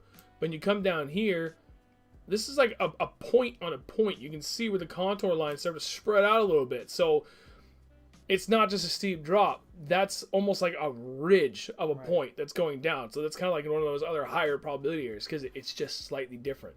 And it's going to offer on either side of that breaking line of sight from left to right, north to south, however you want to put it. If you come around here, it's a nice little flat, and that's in, what is that, 29? Like 20, that's 20, 25. 1, Roughly 2, 25. 3, 23 to 24 feet. on this whole little hump right here. So like that's kind of like right in the middle of where you want to be if you're looking for that. If you think 20 is your magic spot, like this is a great spot because it offers everything you want on either side of that 20-foot spot. So tough though. It can be, but it is to an extent. Had some but tough days out there, but at the same time, we've also had some really good days. Right, and it didn't used to always be like that. There has been a change with the lake the last few years, and I don't want to say why because it's just from a few people that have said it. It's likely that they're true, but I don't want to, continue to spread information if it happens to be false. There's reasons, and most of them are like human involved, human factors. But it is what it is. The lake hasn't. It's because of jet skis and pontoon boats and the loons. No, I wouldn't say the fishing has gotten bad. It's just changed. Where the fish have always been, that stuff has changed, and they're shifting. So it requires more time to figure out how did the fish change and what they relate to and where. I don't know. Like, is there anything else while we're here before we go on? Because next I want to do because they're already starting to get kind of late, and we've pretty much hashed this. So now I want to see how well we can do with lakes that we've never been to. So at this point, one, is there anything else you want us to talk about for smallmouth or even largemouth on glacial lakes? Though I will say I am much better versed at smallmouth on these glacial lakes than I am for largemouth because I have largemouth all around me. Every time for the last 10 years I've gone up north is specifically for smallmouth. So I can speak more confidently to that. We have kind of broken off on this lake specifically to go look for largemouth. Yeah, but not with enough success there's a few areas that, like, if you go look for largemouth, you do any Googling online, like Squam, largemouth, you're going to find forum posts everywhere, people talking about, like, the highest probability areas. There's a few really well-known spots, but like anything else, then there's, like, juicy areas that you're just never going to find unless you put the time in. Right. But I guess guess you know the right people that'll tell you where they are. Right. And so then you better keep your damn mouth shut. So if there's anything else you want to talk about on Squam before we move on, now's the chance. And then we'll go. We have a lake in mind, but there's a. Should we go to No Fish Newbie, or should we just go right to one of the other lakes that someone else mentioned? Let's go to the other one. Down in Mass? Yeah. All right. What is it called? What the hell was it? I just told you. What is it? Whalum. Attitash? You're right. Sorry. Attitash in Whalum? In Merrimack, Mass? Why do I keep saying Whalum? I don't know. You like whales? Where? Come on. All right, let's back it up. 603 bass largemouth. Wait, what? Oh yeah, we're. I thought he said smallmouth earlier. What's the deal with Moore Reservoir? Anything in it? I have heard nothing good about Moore Reservoir. If you want to go catch 1,000 1-pounders, pike, Moore is your place to go. I heard there's some pike in there. I don't know if they're huge, but. What lake were we breaking down? No. Attitash Lake. No, he just said there's no lake. Oh, it's Steve, Beefmaster. Well, is it... Alex, are you still here? If you're not here, I'm not going to break down your lake. Yeah. What was the other one? I saw there's another one that's... Oh, Grassy. All right, we can cover Well, it was freaking thrown out there. Like, everybody just has seen the... Seen what? We just talked about it. Attitash Lake, so... Yeah, but it doesn't mean we have to go break it down for people. Yeah, that's true. Where the hell are we? Do it yourself. We're far north. We're too far south. Keene. Where are we going? That's Thorndike. Where are we going? Right there. Where are we going? Wanna know how I know? Because I'm just that good. That was... Yeah, I know, I've been there.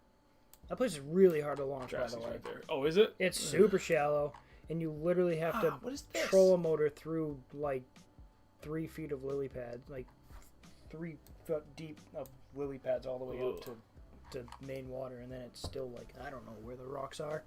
That's fun. No. All right. So we know where Grassy is. Before we go there, first stop, New Hampshire Fishing Game. Do they have any information on the place? Grassy. I personally have never fished this place. I used to fish this place a ton. Damn it! How many grassy ponds are there? I clicked the wrong one again. Not you. You. Alright, grassy ponds. Yeah, I know that's it because that stupid island in the middle. Wow, there is nothing there. It's a bowl. 128 acres. Average depth 4 feet. Max depth 8 feet.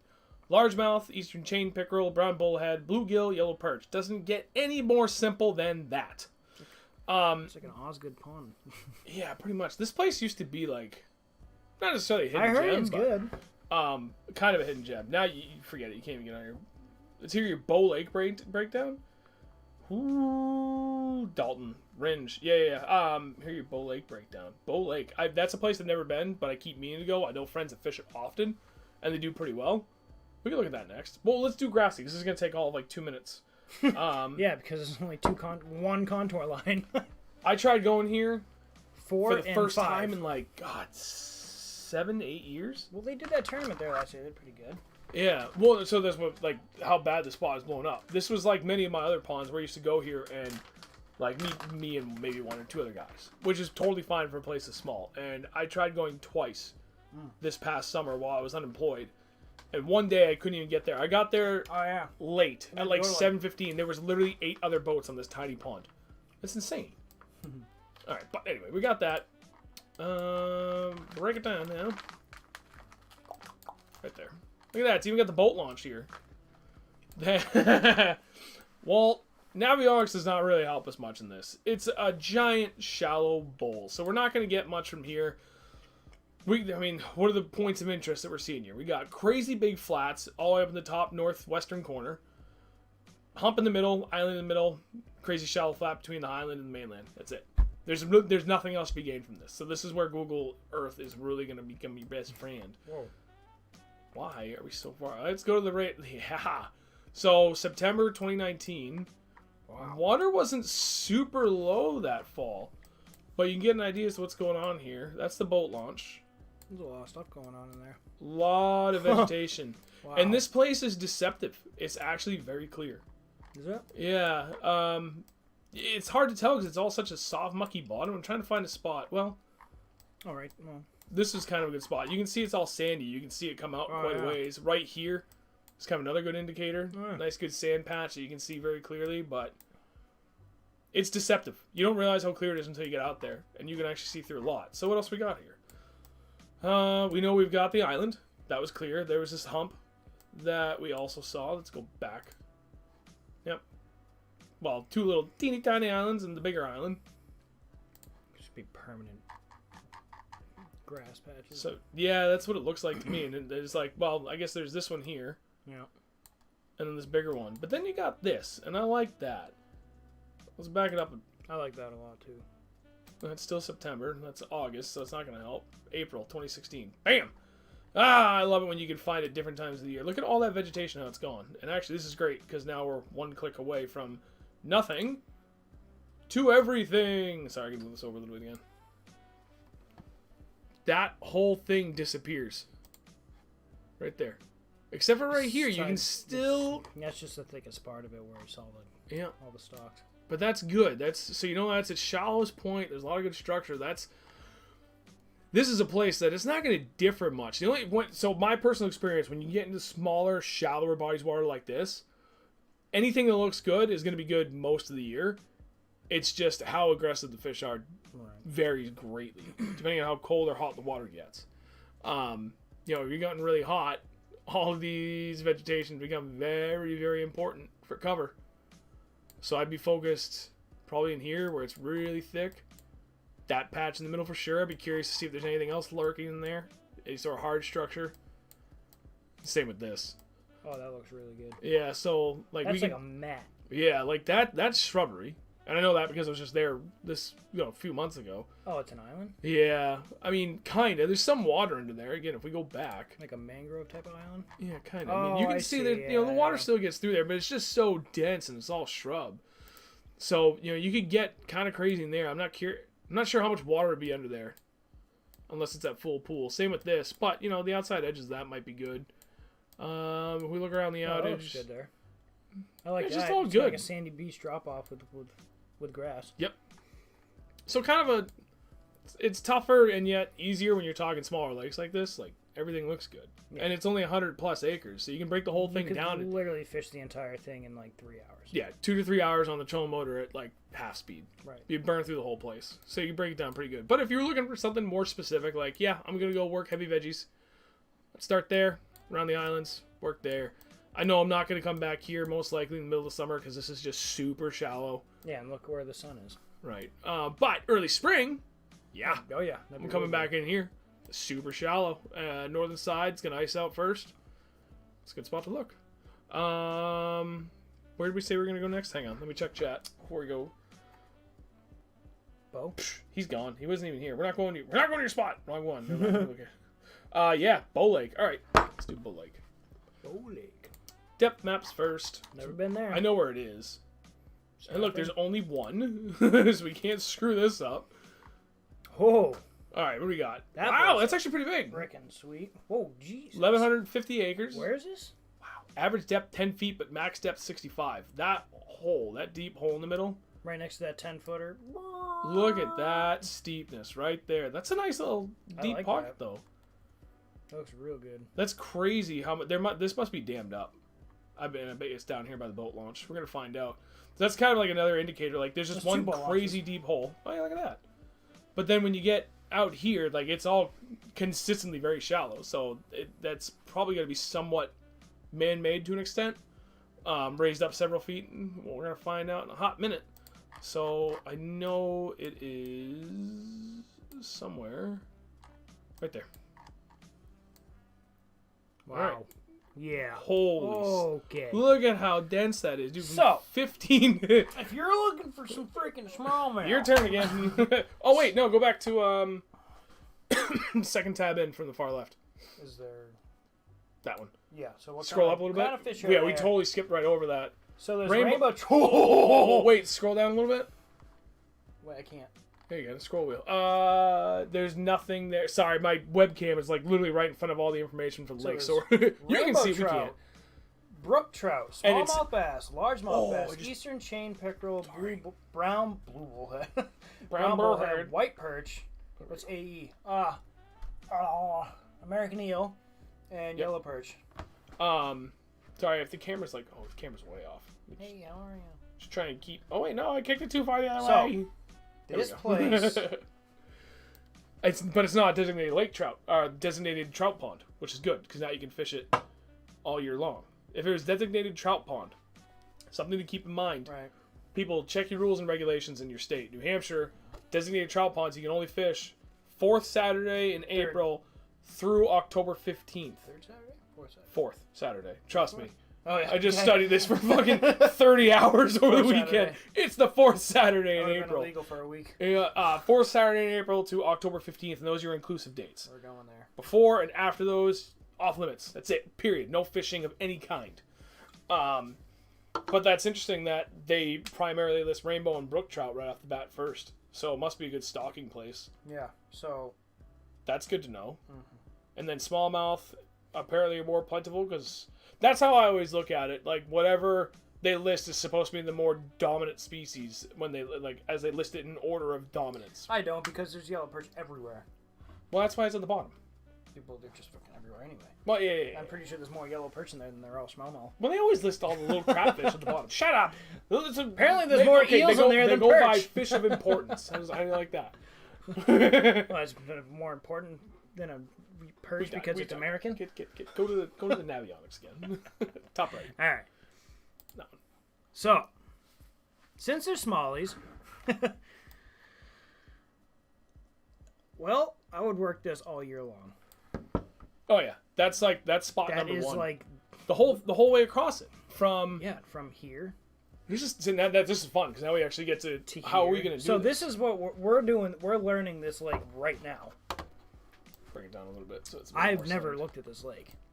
I've heard of it. I've never. I mean, I've seen it on satellite, but I've never actually looked at it in any detail like this. Yeah, dude, that's like spot numero uno, and especially. And then you can shoot straight across there and work that whole shoreline up. Look at that. And it comes. Oh, does that drop down to flat? Dude, from 5. So this is kind of cool because there's like a little pointy flat thingy here, where it's tapers off a little bit, but then you got this steep bank before it tapers off again. And you got like this steep bank to shelf, and then it tanks down like that. Right there. Yeah. That I want to know more about. That's honestly, that could be like a deep spawning flat. Look at this. Like that could be a deep spawning flat. Excited. Like, yeah, no, you're absolutely right. Especially up here where you got these contours, but you got like this is like a point almost because it comes back in. Like a ridge point. Yeah. It's 10, like 15. Oh, I mean, 15 down to 20. I mean, there's definitely something a little different going on here where it dips in. So this to me looks almost like a little high point. Right. As it goes down because it just Like it comes tucks out in a little bit. like, Yep. And it's minor. I don't think it's a. I'm not sure it's enough it's that it's over gonna hold fish. Almost 200 feet. So. Yeah, but that is unmistakably like a higher ridge line right here as it comes down. So that's definitely That would be spot number 2 for me. Yep, dude. This right here. Yeah, I would work that long and hard, probably 3 or 4 hours. And then this whole area, and then you know what? So because this is where electronics really come into play to help further break down lakes too. Like side imaging is such an insanely good tool if you know how to use it. I would spend the first 20 minutes of the day side imaging right through here, this whole spot, and then loop right along here and come up this shoreline. And I'd start looking for, like, okay, what's actually down there? Because we have a few ponds that look just like this that, where you just were recently fishing for trout, that we're like, oh, man, that's like a nice steep point like this, and it looks good. We side image the whole thing. Literally nothing. But still catching fish off it. Right, it was all clean sand. But that was because weather conditions. Wind was blowing into it. So sometimes it doesn't really matter. Right. In little windows of the year. Like there could literally be nothing on that point. Like there could, I mean, but on it's that, got the right on that, contours. not there, down. Like that juicy spot number 1. Yep. There could literally be nothing on that. We don't know. We've never been there. But the drop off just looks insane and looks really good. John, they put 5,430 trout in there in 2020. Fingerlings to 1 year. I've been rolling my rainbow HUD. That'd be good probably for a glide bait too. Beefmaster, speak up on the big baits.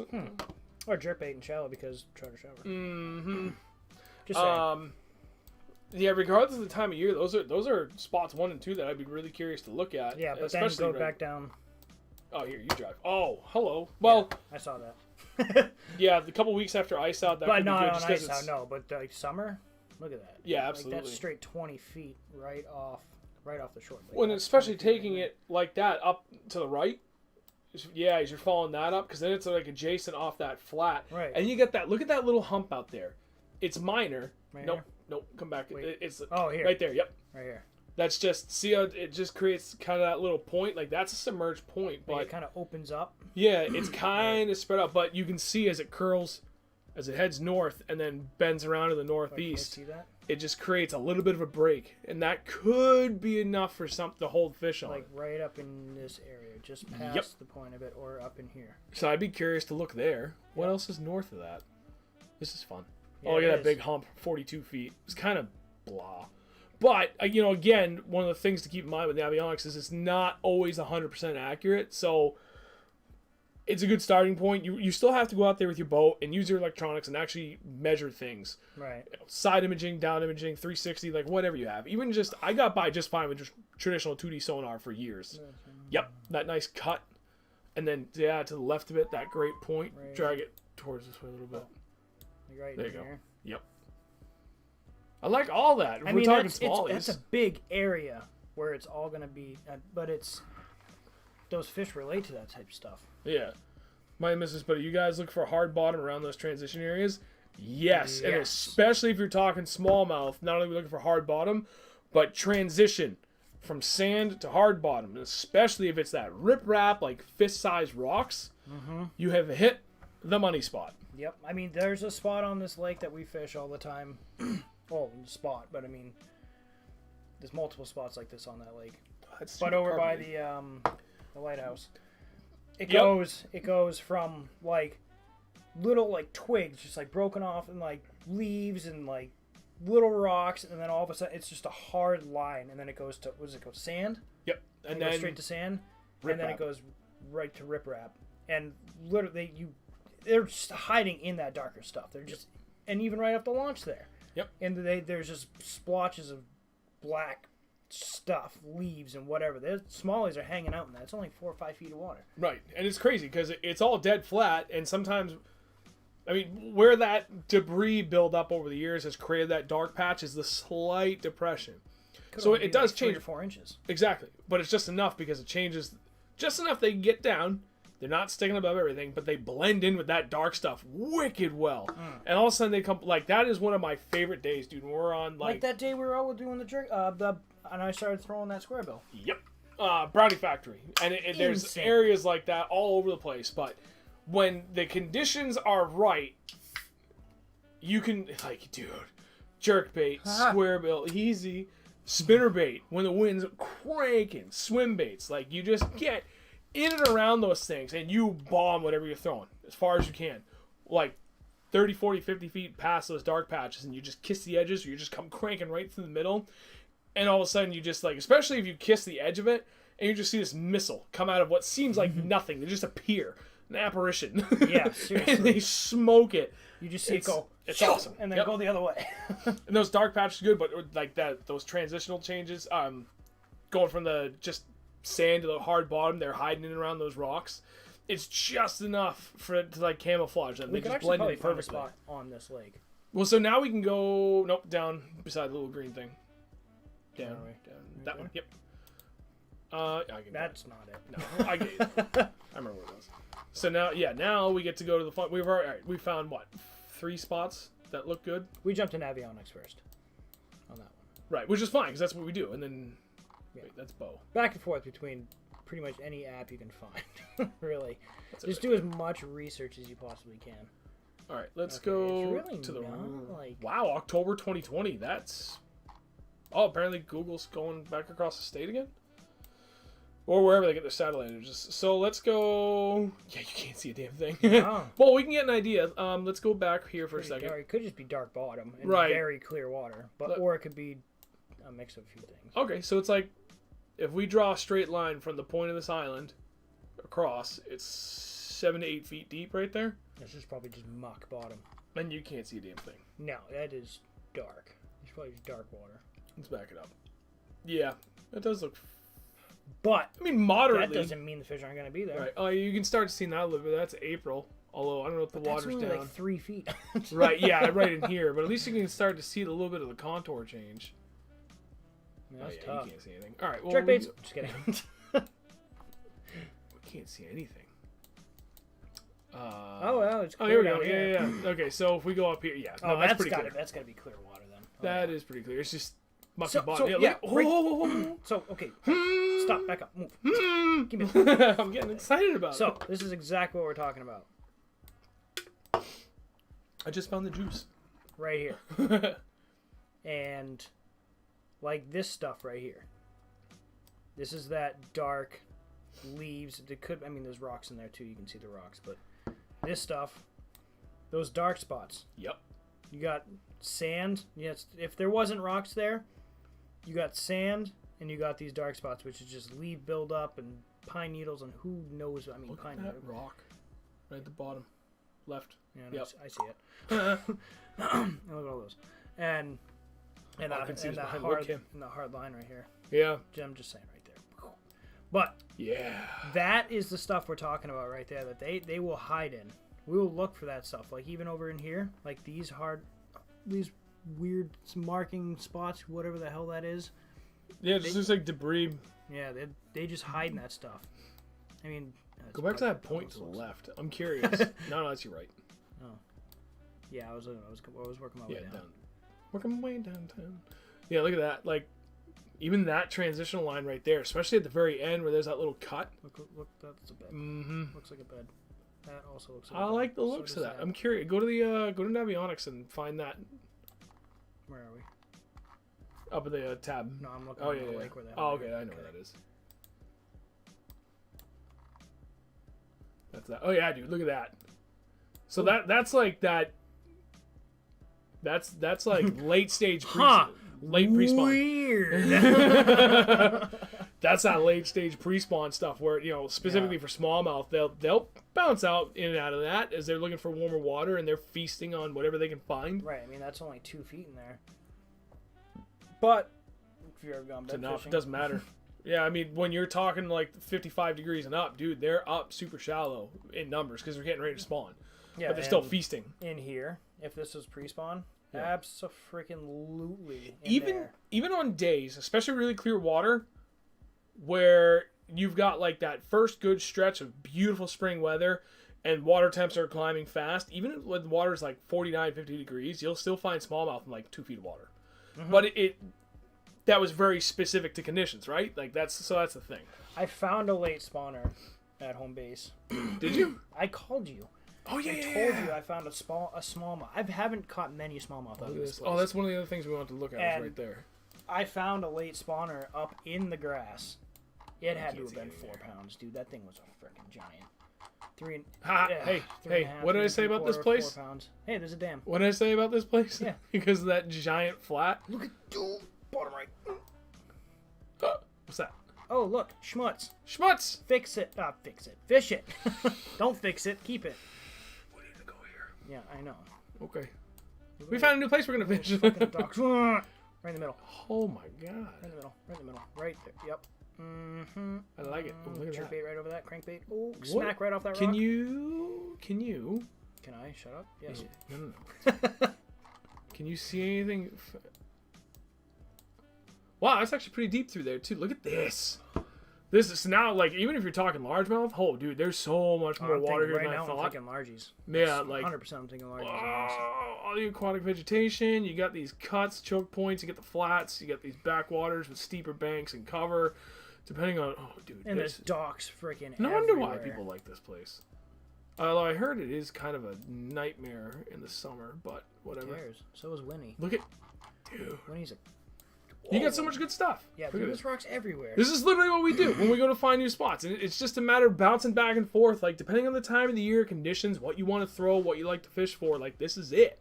Yeah. And you just start putting pieces of the puzzle together, and before you know it, you have a clear picture of what you want to do. Right. I mean, summer. I mean, it's the same thing. Like summer, spring. Look at that though. No, there's a channel. Look at that. Yeah. What? There's a channel that goes through. It looks like an old riverbed. It could be the old riverbed if that's what that is. Maybe not. Wait a minute. What the hell? It's even the same lake? What is going on? Oh, here? Okay. It's over here. Right through here. Let me back it up. It's not centered. Look at that. So this shows kind of a wavy but consistent contour that comes all the way across. But if you go back to Google Maps, what's the channel? Look at that. That's like a channel. Yeah, you're right. That looks like almost like a perfect channel coming through there. There's a high ridge and a little. Yep, I would absolutely be looking at that at different times of the year. Mm-hmm. Oh, that could be a good spot. Yeah, I like that. Right in the middle, right there. Rock pile, like rock pile, rock pile, rock pile. Cut. Ooh. Hey, look, what's that? Spawning flat. Bass boat, right off that rock pile. Sometimes you get easy giveaways like that. We? Oh, we're in October. Never mind. That's an inlet. Don't show that. Maybe. Just kidding.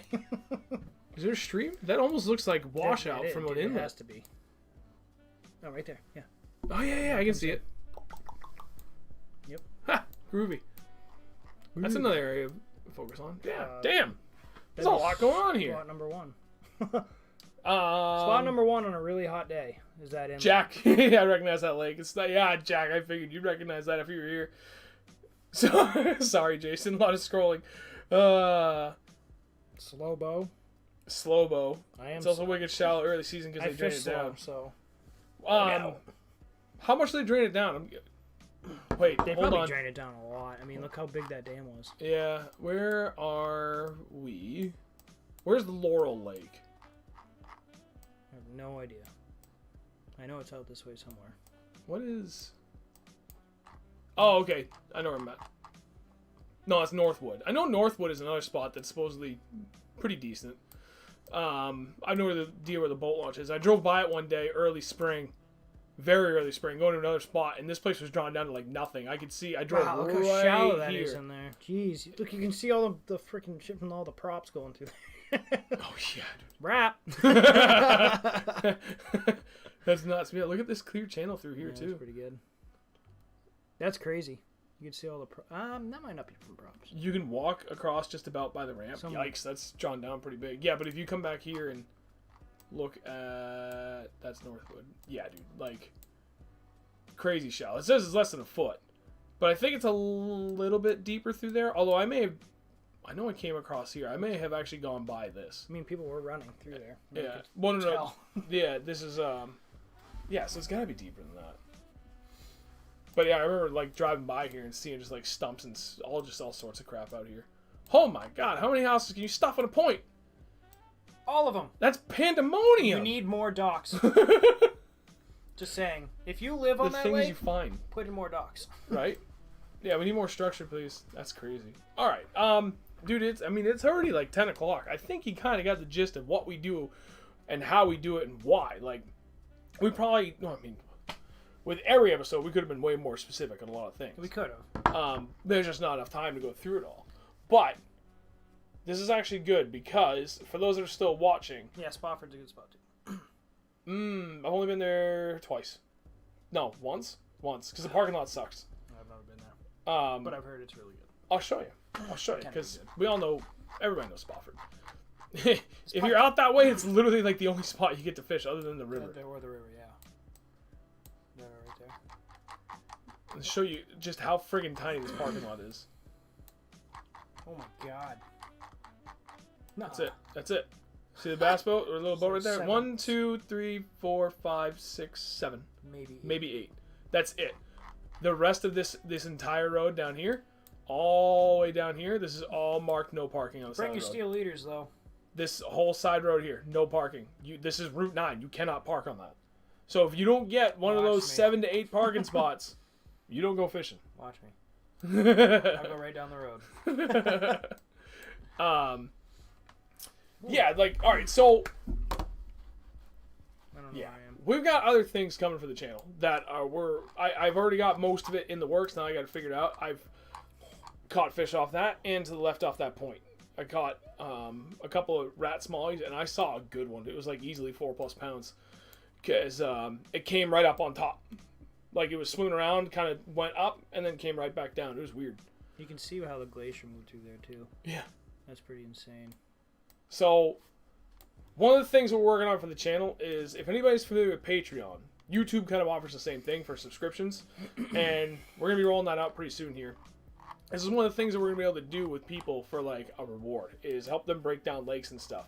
And, added bonus... Sorry, I just want to see something. is we're going to, jeez, you're going to give everybody seizures. West Coast, get... We're going to be able to invite people out on the boat with us, too. We're going to try and get that going. Just, obviously you don't have to pay for anything. Just be a little fun fishing trip, but kind of reward people for supporting us. Where the hell's Nevada? So we're getting that going pretty soon. Now that I'm past my guide test, even though I failed, we'll be rolling all that out now that I have more time to dedicate to other stuff. Why are you looking at Lake Tahoe? I've been there. Okay. Hey, shit. Oh, Look how deep that... Yeah, was it 600 feet or something like that? No, it's a lot more than that. 1,200! Okay. It's a lot deeper than that. Oh, look at that hump. It's 15 feet, 1,500 to 1,200. You're That's going a from Milan? freaking megalodon, bruh. No, I think it's deeper than that. I think it's 15 is the deepest. Sorry, I already got sidetracked. But All right, let me see this. Let me what I can do. One more thing before I go. I guess before we wrap it up, is there anything else? Hang on. Oh yeah. Sorry, Jason actually still wants us to look at Spofford a little bit. Okay. Man, where are we? Man, don't you have freaking Navionics? Just kidding. Way out in the middle of nowhere. Okay, that looks pretty good. Yeah, dude. I like that. I fished all around this island. I like that how it like comes to the island and then to the right of it, you got the little. Yep, little flat here. This? Gonna drop right to 40. Oh yeah, that's good. This whole thing is good. Like, there's tons of structure over here, but we just saw that on the satellite. And don't too. be afraid to fish deep, like deep, Yeah, like 50, 60. Look, you can see all the rocks on that. That's a good spot. There's a lot that's there to be offered. Is good stuff. You get that. Like, look at all that darkness in there before it comes up like super fast. See, this doesn't even tell you that. It just makes it look like a big shallow flat. It could be though. Or is it Doubt it. not? I I doubt don't it. know. I've never been there, so. It's moderately clear It there. looks Like like that's it's- kind of a deeper pocket before it comes back up. Yeah. Not by much. That's where your Navionics map will kind of struggle a little bit. And it varies greatly. I like that spot. What else is there? That's what looks fun. Spofford. Oh, I mean, dude, the that whole line looks good. Yeah, and the whole top does too. Look at that little indent, that hump, that point, another indent. That's like a beautiful hump right there. Yeah. Another slightly deeper, but just, it's enough. Sometimes all you need is even a half a foot difference. That's enough to hold fish. Right there, it's another steep bank. Like, just beautiful contour. Look at those shelves. I would work. I love the look of that. Yeah. Starting in what, 40 feet? Yep. Yeah, that's 40 feet, and then that's right like here. that's like your fall bite right there. Too bad it's a freaking designated trout pond. Is it? Yep. Sucks. Look at that. That looks good. It's kind of like a bowl, but there's actually a lot going on here. Even back in here, that's not that bad. Oh, I like that. It's tight. Tight like a toiga. Yeah, otherwise, it's kind of featureless. 30. That comes up a little bit. It's a little hump. A little hump. Yeah, lots of like high probability areas, and then a lot of dead looking water. I thought it was gonna be. I thought it was gonna max out like 35. Yeah, look at that. There's like another break line right there. I like that steep. That's all good. All right, what else we got in the chat? It's already 10 o'clock. Yeah, Jason, that doesn't surprise me at all. Well, actually, so there's no, I won't do that. Don't just rely on Navionics. There are other maps out there if you put in the time. You can see one right there that sometimes you can find other sources for much more detailed maps. You just got to put in a little time on Google and you can find it. What were you going to say? I don't remember. Okay. So, man, that was pretty good. It was 2 hours going over everything. So, thank y'all for stuck around. We actually did really well tonight again. For what I could see as being kind of a blasé topic, there's not a whole lot to go over other than our methods of our madness. Hopefully, if anybody's never really gone to like that level of detail for looking at like contours and stuff and different spots and like what makes what spot look better than others, like we just kept trying to elaborate on that over and over again. Know what we should do? What? We should do a live stream from the lake. From the lake. We could do that. I don't know who would want to watch that, though, because we would be doing it on a day that everybody else would be out fishing. Not if we did it at night. Yeah, that's true. We just need to get lights. Yeah, we'd be blind. I look back and like, bugs. Fishing games out. Sir, you know you don't have your green light out and your proper white. Really? You can't see me? Well, technically, you're not legal. You. Technically, schmechnically. What else we got? I would. I'm boring. Jack, he says, I would. I'm boring. He liked it. You liked it? Like what? Just everything we were talking about. Oh, cool. Thanks. So, I think that's going to wrap it up then for the night. So, thank you all for watching. Greatly appreciated, as always. For anybody that shared the stream, again, I'm going to check social media after this as much as I can before I get to call it quits early because I'm going to be into work early tomorrow. And thank you very much. It's way past my bedtime, though. I'll get to everybody.